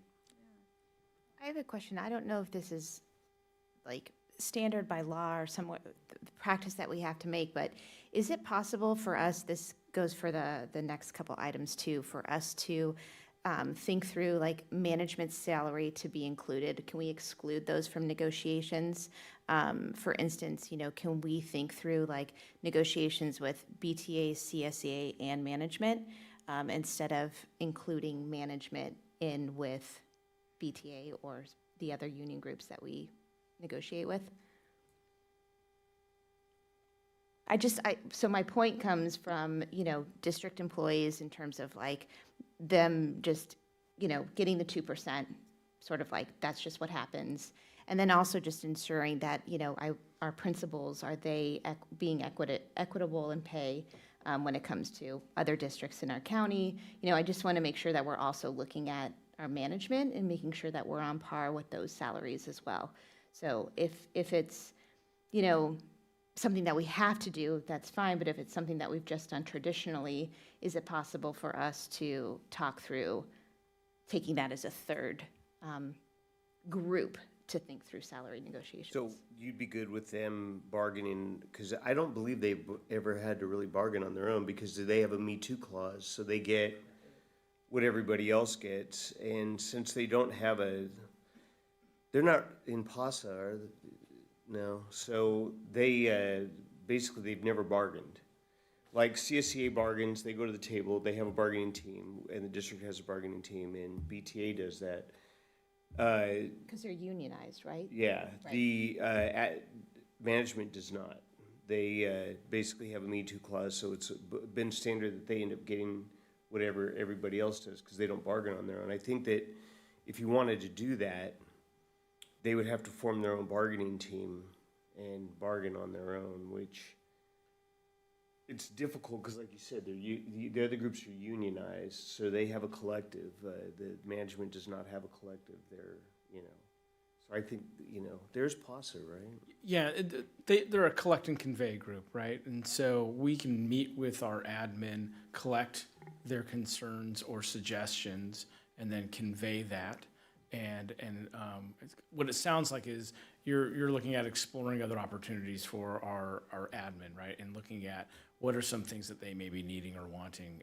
And so in my past history, what I've done is met with leadership from the admin group and talked about things. So sometimes it's like paying for AXA dues, right? We already do that, right, I believe here. So, or it is looking at flex calendars, right? Things like that. As it pertains to salary, you want to maintain and keep everybody moving at the same level, because if you don't, then you're in jeopardy of losing people or falling behind other districts in the county and not being competitive, right? If it's the opposite, if we were the lowest paid administrators in the group, then really that's this wouldn't be the year to do that, right? There would have to be a greater COLA, right, to do that. And I'd want to be incredibly clear to our other bargaining groups about why we're doing that, right? Yeah, because that would not go over well. No. Yeah, and Absolutely. I'm just trying to gain the question. I mean, even management, but also like the district office. So just really thinking through, are we looking at this in parity and equitable lenses? So I don't know if it's like by law, that's just what happens, and that's just what happens, law. but I just wanted to, this is, after I was reading all these, it's a thought that I had. So it's something for us to consider. We could probably look at that in a study session. Do that. Absolutely, absolutely. And we are actually going to be part of a salary comparison with other districts. Another district has paid for that, so we get to benefit from that. And so we can bring that back to the board and take a look at that. That'd be great. Yeah, so I'm hearing you're saying you just want to make sure that our management team is also being treated equitably in terms of what others make in the area and so on and so forth. And does the 2%, And the variable of like the district getting 2% and how much that increases and that goes into our general fund. Yeah. Versus, you know, what our teacher's 2% salary is. So I just want to, you know, consider that. I think a study session would be great to learn more about that. Okay. Have we approved H yet? No, that was my question No. regarding H. So, any other questions, No, good question. comments? Is there a motion? I do move that we approve AB 1200 for confidential management classified certificated groups. I'll second. Aye. So now we come to I, consideration ratification of the salary and benefit increase 2025-2026 school year between confidential management classified certificated and the Benicia Unified School District. Thank you again, President Grubbs. The staff is recommending approval of a 2% ongoing increase to the confidential management classified and certificated salary schedule effective July 1 of 2025, and the district's contribution to the medical benefit to be increased by $98 per month to $1,285, effective November 1st of 2025. Any questions? I'll move that we approve the salary and benefits increase for the 25-26 school year between the confidential, management classified, and certificated as presented. Second. All those in favor? Aye. And item J, consideration and approval of the confidential management classified certificated salary schedule. Thank you again. We are requesting approval of the revised salary schedule for this group of employees. Any questions, comments? Okay, moving on. Letter K. Got to vote on it. Oh, sorry. Still got to vote. I'm like, She's ready. I'll make a motion to approve the confidential management classified certified salary schedules. Second. All those in favor? Aye. okay, now moving on. Letter K, consideration and approval of memorandum of understanding with California State University Northridge's Speech and Language Pathologist Credential Program. Thank you again.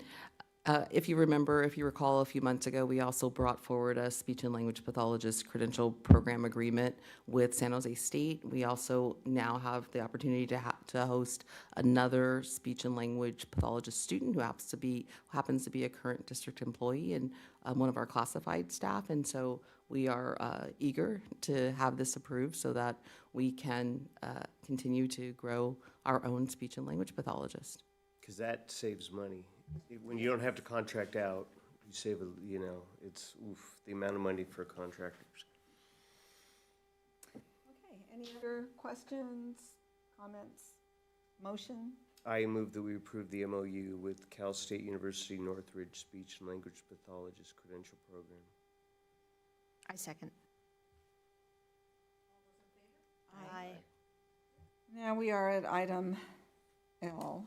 Consideration and approval of resolution number 25-26-32 to decrease the number of classified employees due to lack of work and/or lack of funds. Yes, it's me. Good evening. We are requesting approval of Resolution 25-26-32. The resolution details that classified employees may be laid off by the governing board based on lack of work or lack of funds. This resolution addresses classified positions proposed to be reduced due to lack of funds. These positions were funded with one-time COVID funds that are expected to expire at the end of this school year. So do you have, do you know what sites are really going to be impacted with these, in these roles? Like, is it majority elementary schools, one elementary school, high schools? It's pretty evenly distributed across the district. The student supervision aides are specifically elementary, so it's a reduction in hours for that position. The department administrative technicians are our wellness tech positions, which are at, we have two that share they share the 4 elementary schools. We have one at the middle and one at the high school. So it's those 4 positions. So it's spread evenly throughout the district.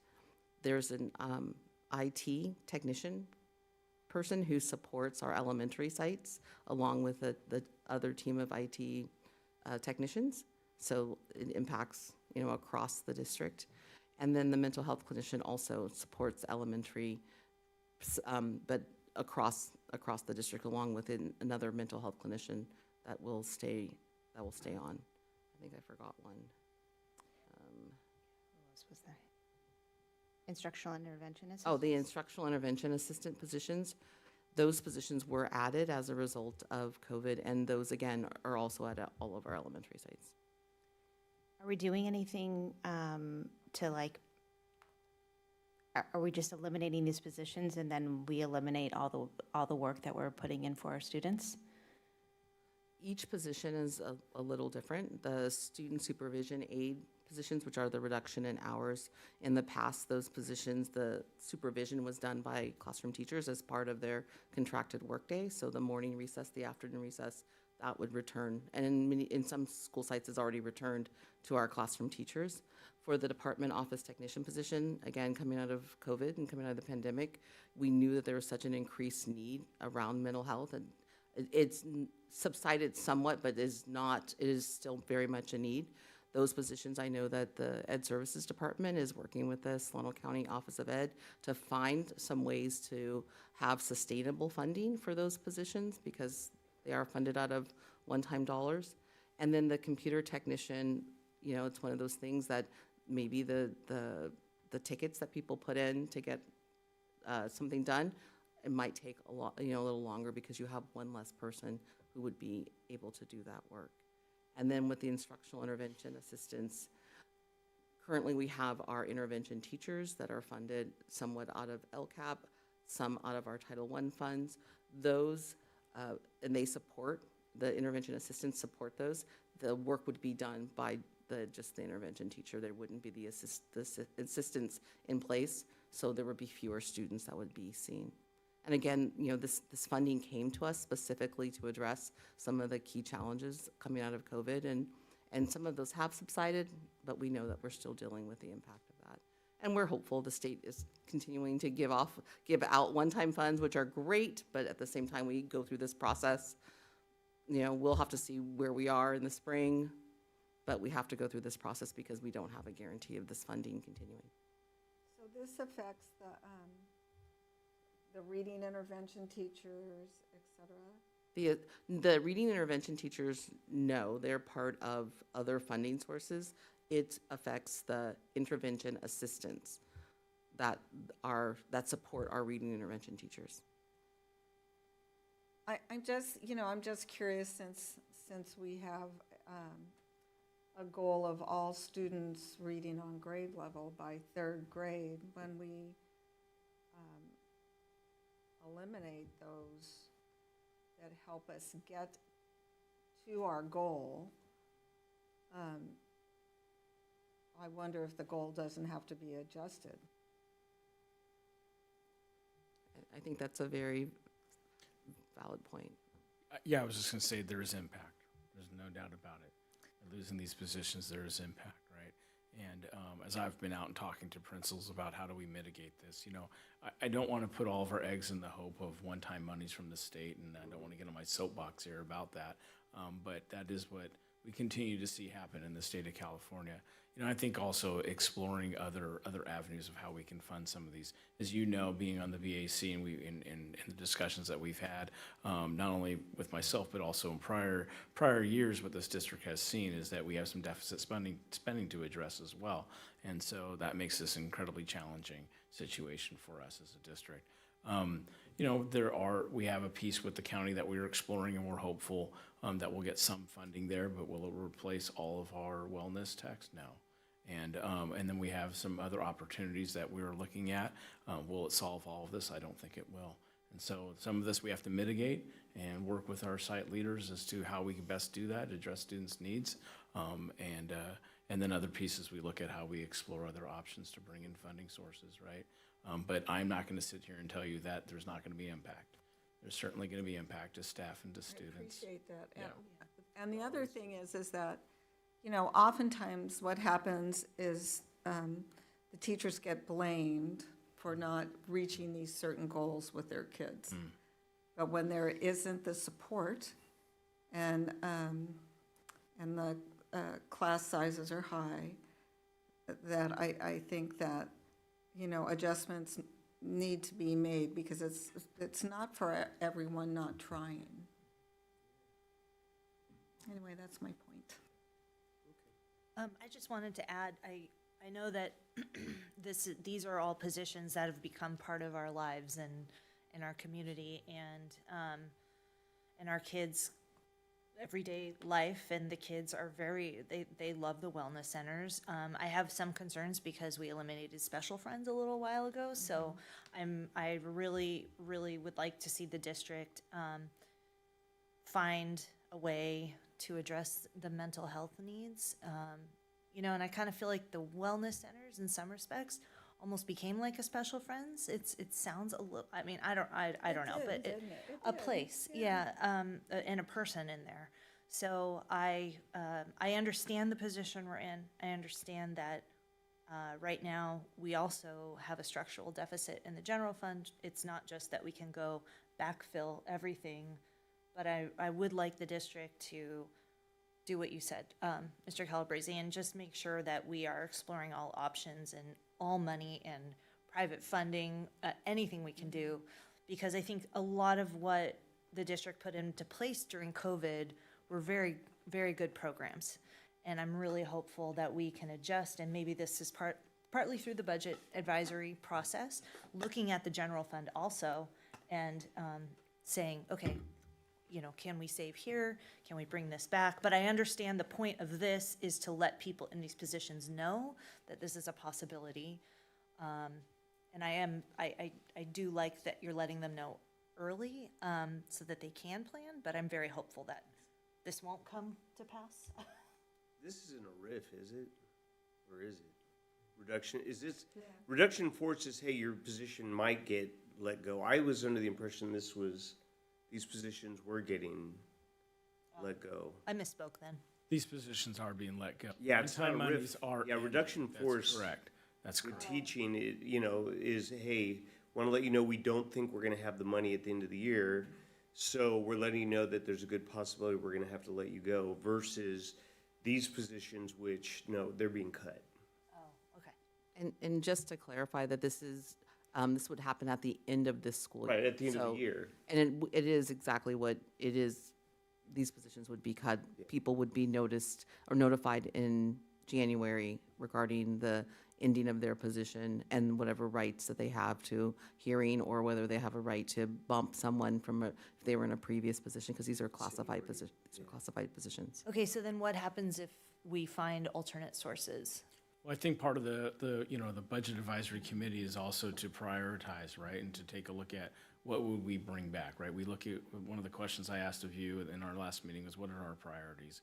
What are the things that are important to us, right? And then the suggestions, right? And so as we go through that process, part of that is prioritizing. And, you know, again, I'm sorry I keep saying this, but in the state of California over the past 20 years, we build things up and we tear them down in schools. And it's totally unfortunate and unfair, and it's not how you educate children. And so, it's a terrible system that we go through. And sorry, I got my soapbox here, but you know, but I do think it's important for us to prioritize what is it that we would bring back and in what order. And we look at that. And sometimes it's specific funding that will fund something, right? And it may not be what's at the top of our priority list, but it's an opportunity to seize with a grant or donor or something to that effect, right? Thank you. Thanks for the clarification. And one thing I would like to add is that to be mindful of the letters that are sent out. You know, sometimes the letters are so harsh and cold, and it's like, I would like the letters to be mindful of the employees' situation, so that it could be maybe a little softer instead of your services are no longer needed as a blah, blah, blah. But we could humanize it a little bit. I just want to say, so everybody knows that I will be voting against this, and the reason for my vote against it is because I feel like these individuals are what really support our teachers, and they really ensure our class size being the way that it is. They're ensuring that our students come to a safe place, and I just want you to know that I think that there's opportunity for us to think through funding, and so I just want everybody to know that I will be voting against it. I just didn't want you to hear that without hearing my reasoning. Okay. Any more questions, comments? No, I move that we approve Resolution 25-26-32. I'll second. And this is a roll call vote. President Grubbs? Yes. Trustee Hirsch? Yes. Trustee Oselli? Yes. And Trustee Manasi? No.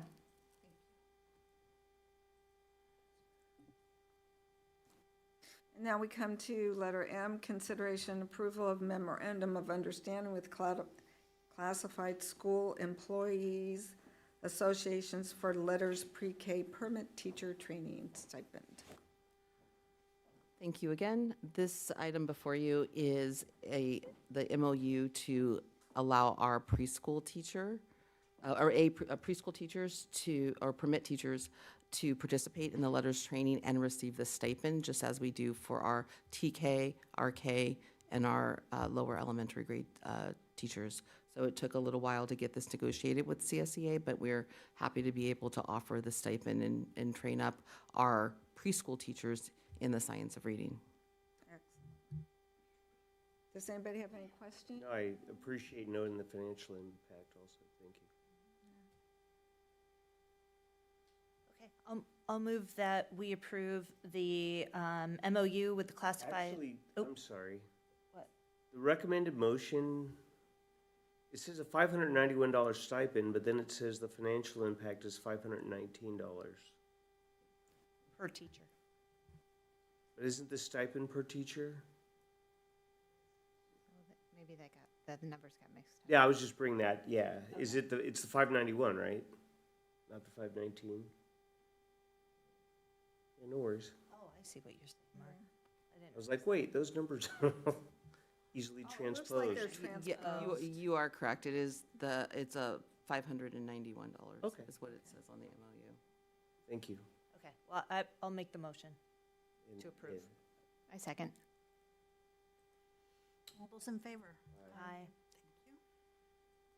And now we come to Ms. Barrington, and you're up for a bit. So, item number A,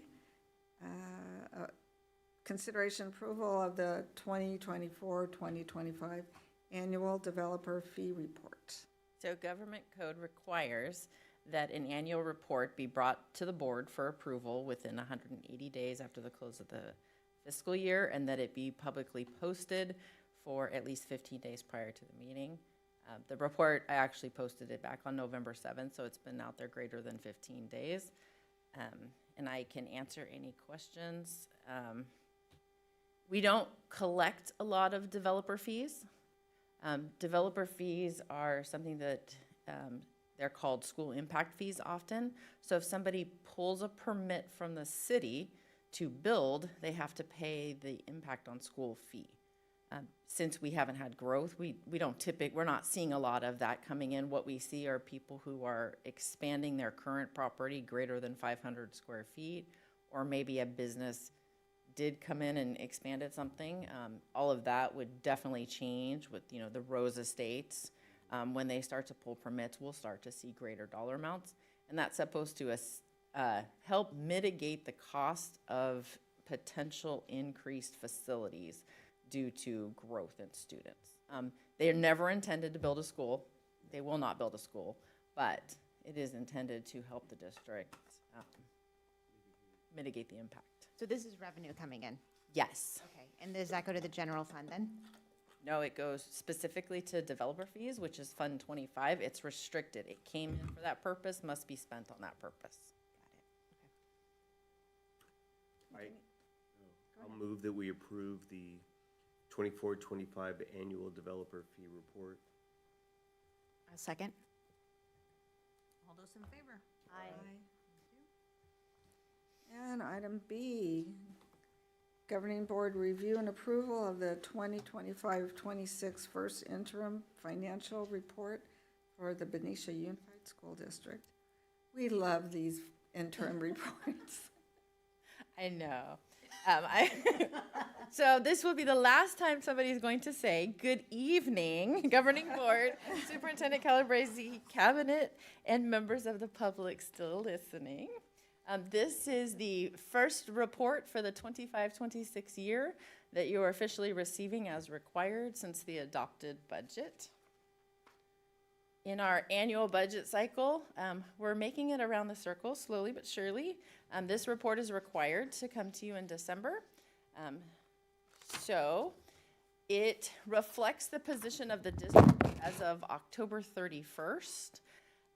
It has to come to you by December and be approved.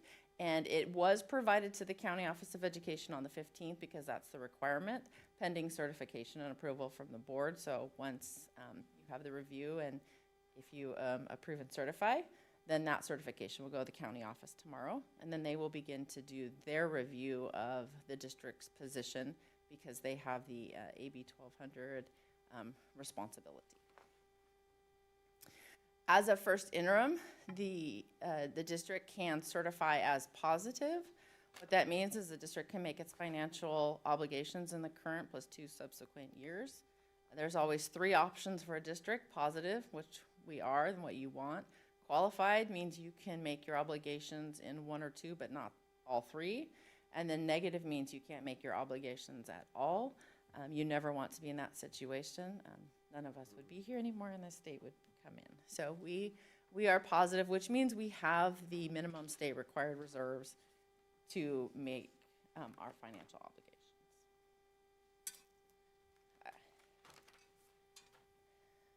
Just an update on our enrollment and ADA trends. So we do our best with our projections for the out years, which are the last 2 bars you see on here. That's looking at birth rates. Birth rates have been less than 200 each year. And so we watch the number of births and when these students would enter TK. And then our current students, we cohort them up.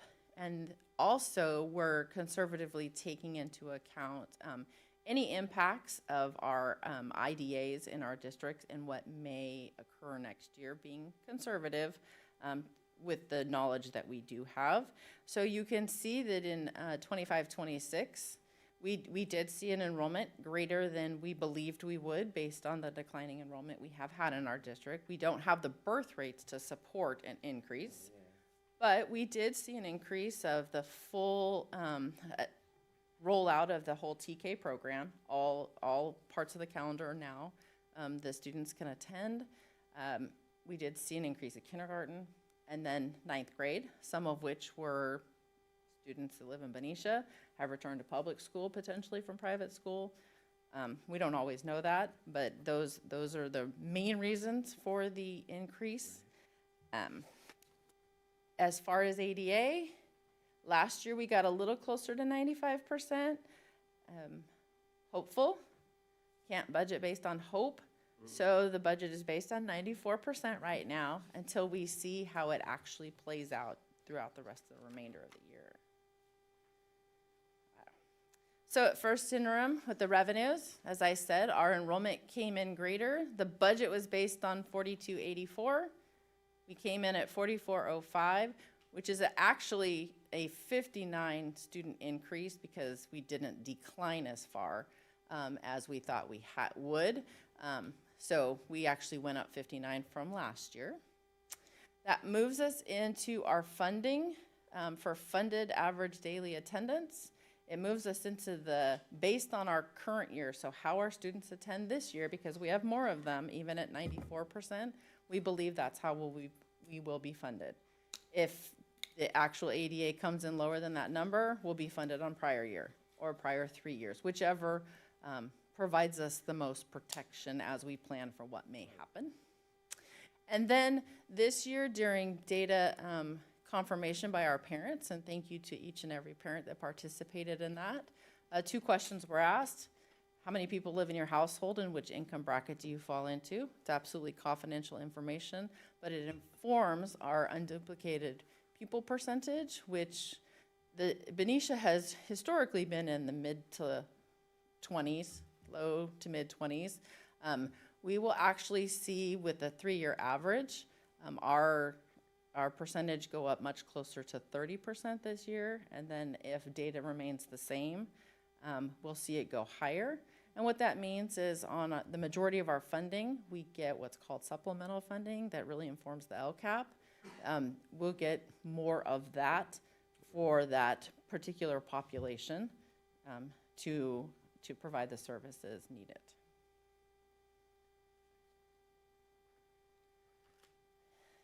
Similar to when I presented the budget, this is a graphic and also has the actual numbers on here of where our revenues are right now. As you can see, overall, restricted and unrestricted, a majority of our revenues do come from the local control funding formula, which is our ADA-based funding that the district receives. So I included this graphic for what LCFF is, and each little part that goes into the funding, with the majority being, you know, the base and the grade span adjustment. That supplemental grant part in the middle, that's that 20% add-on based on how many unduplicated students we have. And then 2 of the top ones are historical, as well as home to school transportation that comes to help offset the cost of transportation we have. But it's not a significant amount of money, but it does assist in offsetting the required transportation we have. So what do we look like from budget to now? And that's what this is highlighting for you. Our LCFF funding did increase. If you remember at budget, there was the proposed TK add-on that the governor could leave in the budget, but might not. So we didn't include anything that wasn't gonna make it, but it did make it. Not the full amount, but most of the amount. And that's really because this is the year that staffing to student ratios went from 12-to-1 to 10-to-1, which means there's an increase in the number of adults you need for the classrooms you have. We can have 24 kids max in a TK room, but you'd have to have 3 adults in there now, and so that has a cost, because then that's no longer 10-to-1, that's a lower average. Our classes are in the 20 kids in the classroom, so we do have the 10-to-1. But it did require an increase in staffing that we needed to support that.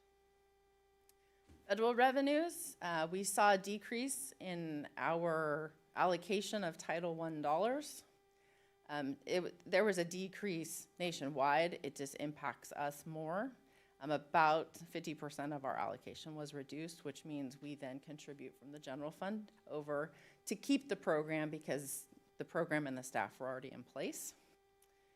Our state revenues, they increased, and that's due to the other proposed item at the adopted budget, which was the, I always have to read it out loud, Student Support Professional Development Block Grant, one-time monies that got included in the budget because the state had them. The state's slowly running out of that, but they have some of these one-time dollars still. So that did come through, and that wasn't included in the adopted budget because we didn't know if it would be. And these are, of course, one-time dollars. So I always like to say, do not spend one-time dollars on things that eat, because you have then very difficult decisions you have to make. But these are dollars that we have as an opportunity. And the local revenues, we adjusted it. Sometimes the projections made of what we believe will come in don't. And so we adjusted that downwards to be more realistic with the category that's called local revenues. On the expenditure side, all of our positions were reviewed to ensure that they were filled correctly, they're budgeted correctly, and so there, there were some sections needed to be added. We don't have vacancies that required removal from the budget. I mean, we did have, the pleasant surprise of additional students, so we did have to add some sections, as well as a kindergarten, am I guessing correctly? Kindergarten teacher. Yes, Pat and I do work really closely together to make sure that positions we have are also in the system and budgeted correctly. The consumer price index did come in lower than what was originally projected, so we did adjust for that in our goods and services. And then we always are required to have 3% that we take and contribute to our routine restricted maintenance account to maintain our facilities. What is not in the report you're gonna see in the specific line items in the budget is the negotiated settlement you just approved. It is within the reserves, but it's not in the line items of the budget because these things were happening at the exact same time. And so I couldn't predetermine it would occur and stick it in if for any reason there was a delay. So it is accounted for in the ending fund balance and committed, but it's not up in the actual line items. It will be at the second interim report that you see in March. See was the settlement. It wasn't attached to anything. What specifically, the settlement? To item number F.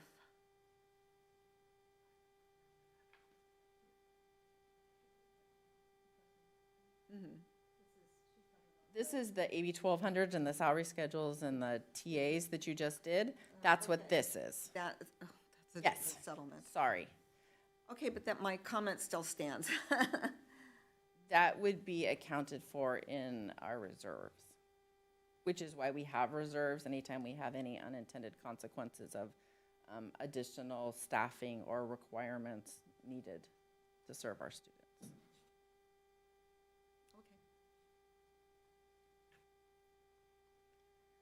This is similar to the revenues. This is a graphic of the expenditures with the highlighted dollar amounts per each.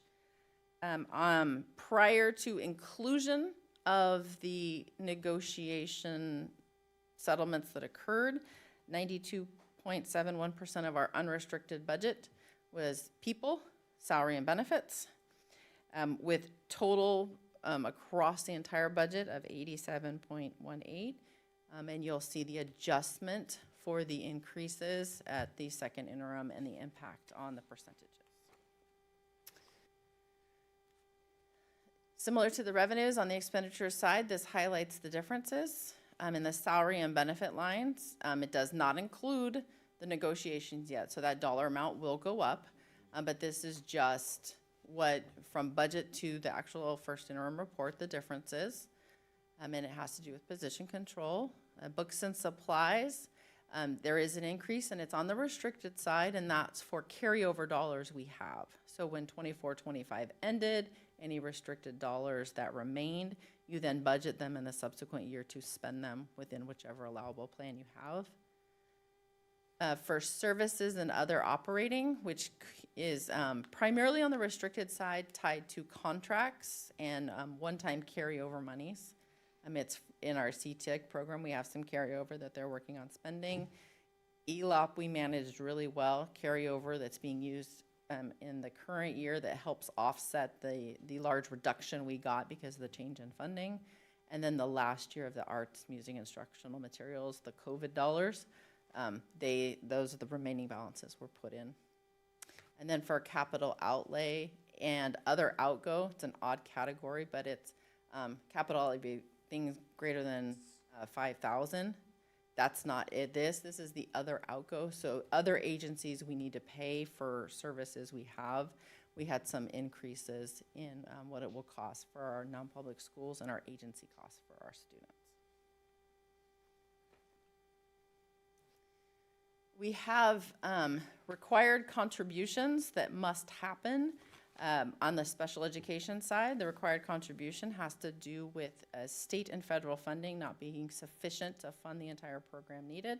So there is an unrestricted contribution to make that program whole. We see a slight decrease in that right now, and that has to do with the 24-25 ending balances of the Solano County Office of Education program that serves some of our special ed students. They had reserves remaining, and so part of the current model is they come back to us. So the hope is that the current contribution of the 8.5 million will be sufficient from the unrestricted to serve our special ed program. There are no changes to the routine restricted maintenance. The budget didn't adjust enough for that. Solar, you see a reduction here, and what this is accounting for is back in 23-24, before I got here, somehow the district made the payment twice. I remember that, yeah. And shouldn't have. So that balance fell out at the end of 24-25 because they still had us pay our 24-25, and then they said, stop. Don't overpay us. We need to let this happen. So the contribution for 25-26 only won't need to be over 400,000 because of that duplicate payment. And then the contribution, as I said, for our title programs has to increase because the federal awards were reduced to us. So what does that do to our ending fund balance? This displays the beginning fund balance we had on both restricted and unrestricted, adds the revenues in, reduces the expenditures, accounts for the required contributions, and then the balance you see we have here. On the unrestricted side, you can see that it's just over $8 million, but what that's not reflecting is the negotiation settlements that were just approved that they go back to July 1st for salary and benefits. So that will be built in. That's the little line at the bottom that tells you why there's a highlighted commitment, because that needs to be brought up to the top in the expenditure line. And then that will adjust the reserves. So as of right now, or as of October 31st, truly, the reserves for 25-26 will sit at 9.97% with the negotiated settlement that occurred.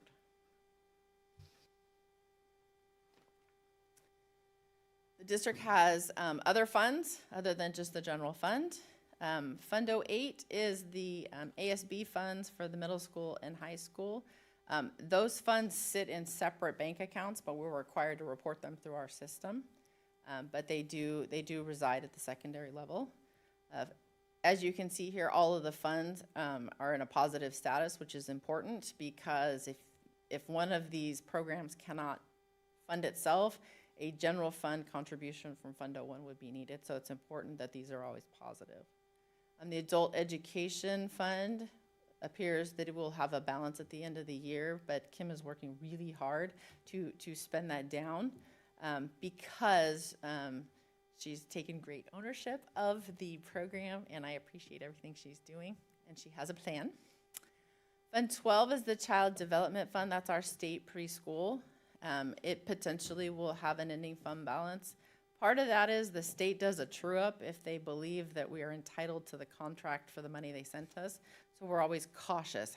We hold back until they tell us they've done the audit, we're good. Fund 13 is our Food and Nutrition Services fund. That's our universal meals, breakfast and lunch. And Tanya has a plan because we're only supposed to have 6 months of reserves. So she's doing things that's like allowable replacement of aging equipment so that it can keep it within the fund that is coming through. But we do have the plan approved by CDE. And our meals being served this year are actually up. And so she's doing an amazing job with the students. Fund 21 is the bond. So we have a lot of projects. The cash hasn't been spent yet, but that is why you went out for the second sale, because that is coming down. Fund 25, that's the developer fees that you saw. We only spend those when we absolutely have to, so that balance stays there to be spent on facilities. Fund 35 is also facilities. That's really the money set aside for the PAB. So that's part of that. And that's the Prop 51, Prop 2 funding that Roxanne goes out for to backfill bond projects we do. 40 is also part of that, and it was set aside. And some of the Fund 40 has to do with setting aside funds for the eventual need to redo the field at the stadium. So we've been proactive since the stadium was put in, because the turf has a life. It's doing great, but it has a life. So, and 51 is the bond interest. The district can't in any way touch Fund 51. That's actually the treasury at the county of Solano, but it is reported. In Fund 73, there are 2 trust funds that the district was left with that provide scholarships as stated for some of our high school students. So in addition to the current year, it's important that I show you how it looks in the multi-year. I like this slide. CBOs love this slide, but I think it's important to review what a multi-year is and what it is not. And it is saying where we believe we will be based on a set of assumptions that we have at the time that the report was put together. What it's not is it is not a crystal ball. It is not a forecast. Is it 100% correct? Yes. The day we do it, yes. And then factors change. Many things come into it. So sometimes I get asked, how come it was wrong? It's not that it was wrong. It was that the assumptions changed. Also get asked, well, you do the current year plus 2 more. How come the third year never really happens? And when the third year doesn't really happen in the way it's presented to you, that's because the district has proactively done everything they can in the current year to affect what the out year change is, either positive or negative. And so you really want it to the positive, that you're doing everything as fiscally responsible as you can in the current year to affect the outcome in the outer years. These are the assumptions used in the multi-year projections. You can see the first column is the current year plus the 2 subsequent. They're kind of smaller numbers. It's projecting what we think the enrollment might be, the funded ADA, as well as how PERS is changing and our lottery funds. I highlighted this one a little more because this is our major source of funding. And I actually highlighted for our LCFF, the COLA column. For 26-27, the Legislative Analyst Office has said, we do not believe it's going to be 3.02% anymore. It's now been downgraded to 2.51%. It might stay at that. It might go down. So when you receive the adopted budget, the revenues being projected were greater because it was a higher COLA. Same thing happened in the current year. 25-26 was originally 2.93%, but came in at 2.3. So, and I highlighted 27-28 because that number is going to be updated as soon as the governor releases his budget. Hard to know if it'll stay that high. Okay, so you can see, like, we're not projecting growth in our enrollment because we don't know that we would. We don't have new housing. We don't have the births right now. So this is as conservative as we believe is fiscally responsible at this time. So on the unrestricted side, what does that look like? And how is it affecting where we're landing in our fund balance? This is bringing in the current year and adding the necessary assumptions. There is the little asterisk here is because the ending fund balance in the current year doesn't include the expenditures that are going to happen as a result of the settlement. And so that will adjust each one of these. Same on the restricted side, and deficit spending on the restricted side we want. We don't necessarily want it on the unrestricted side. On the unrestricted side, that means the revenues coming in are not sufficient to sustain the program plus the contributions. On the restricted side, it means you've received funds in 1 year and you have multi-year plans to spend them. So it's not a issue when there's deficit spending on the restricted side. It's usually intentional. This is a combination of the restricted and unrestricted, and then it shows you where, as of first interim, the reserves for each year are. So I already showed you the 25-26 and 9.97, and as of these assumptions, the reserve amounts are lowering due to the settlements the district has done and the spending the district's currently doing, aside from the one-time funds, because the one-time expenditures were never put in the multi-year because there was never revenue to support it. But if the district spends like it's spending this year, this is what it looks like would happen in the out years. These are considerations we need to always have at the forefront. You know, what's happening year to year with our enrollment, our ADA. We're being intentional about the one-time funds that are ending, where our reserve levels are at. We are required to have 3%. We have board policy that says 5% more, so we're supposed to be at 8% each year in the current plus the two subsequent in the multi-year. And then really watching our general fund contributions. Each program needing to do everything it can to control spending to the best of its ability. So these are the next steps. In January, you'll get the governor's budget will be released. It's really close to the board meeting, so I may be orally able to say things and then present something in February. But we have budget planning that's already started. And then in March, you'll see the next report update. May there'll be a revise that goes into account for the June, which is the 26-27 budget.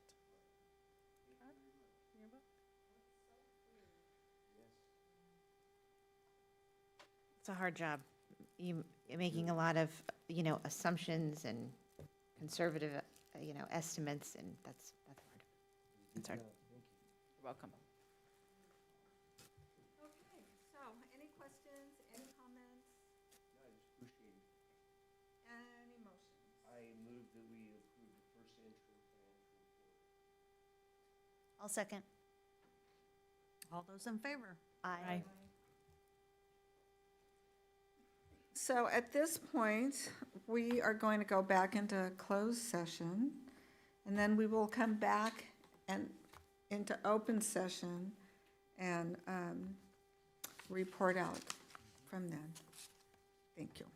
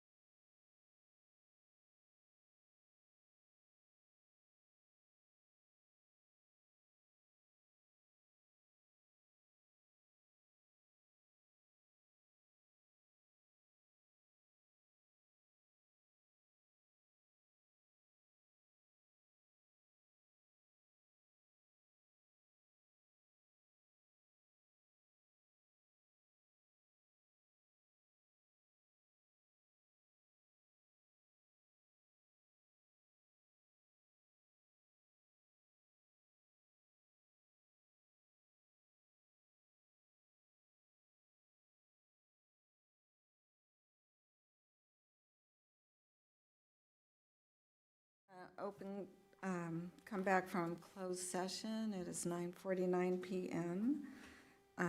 We do have some things to report out from our closed session. Public employee, under code number 54957, after considering the agreement in closed session, the board can report out the following. In closed session by a vote of 4-0, the board took action to accept. 3-1. No, I'm sorry, it was the, I was looking for the other one. Oh, the bringing back of the student. Yes. I don't have that paper. Yes, I do. Sorry. Okay, so I'm going to come back and say, in closed session of a vote of 3-0, I'm sorry, 3-1. Ayes are 3, noes are 1, 0 abstain, and 1 absent. In closed session by a vote of 3-1, the board took action to accept the resignation of employee ID number 392. On a roll call vote, the board voted as follows. With the 3 ayes, 1 no, 0 abstain, 1 absent. Oh.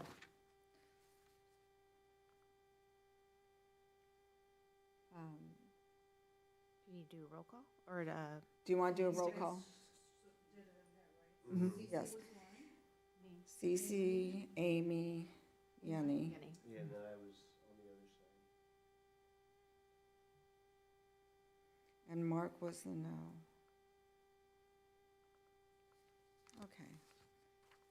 And now another report out from the closed session, student discipline and other confidential matters, Education Code 35146 and 48912B. The board took action on a motion by, who made the motion? Yes. By trustee Manassi. And approved and seconded by Me. Mark. To approve or to approve staff recommendation of student readmission after expulsion of student number 25-034 for the spring term of the 2025-2026 school year by the following votes. Ayes were me, Amy, Mark, and Yenny. There were 0 noes, 0 absent, oh yes, 1 absent, and 0 abstain. Do we have anything else that we need to report out about? No? Okay, I'm going to close this. It is 9:52. Everybody have a wonderful holiday season. Be safe, have fun. And our next board meeting is Thursday, January 15th, 2026. Good night, all. Hey, guys.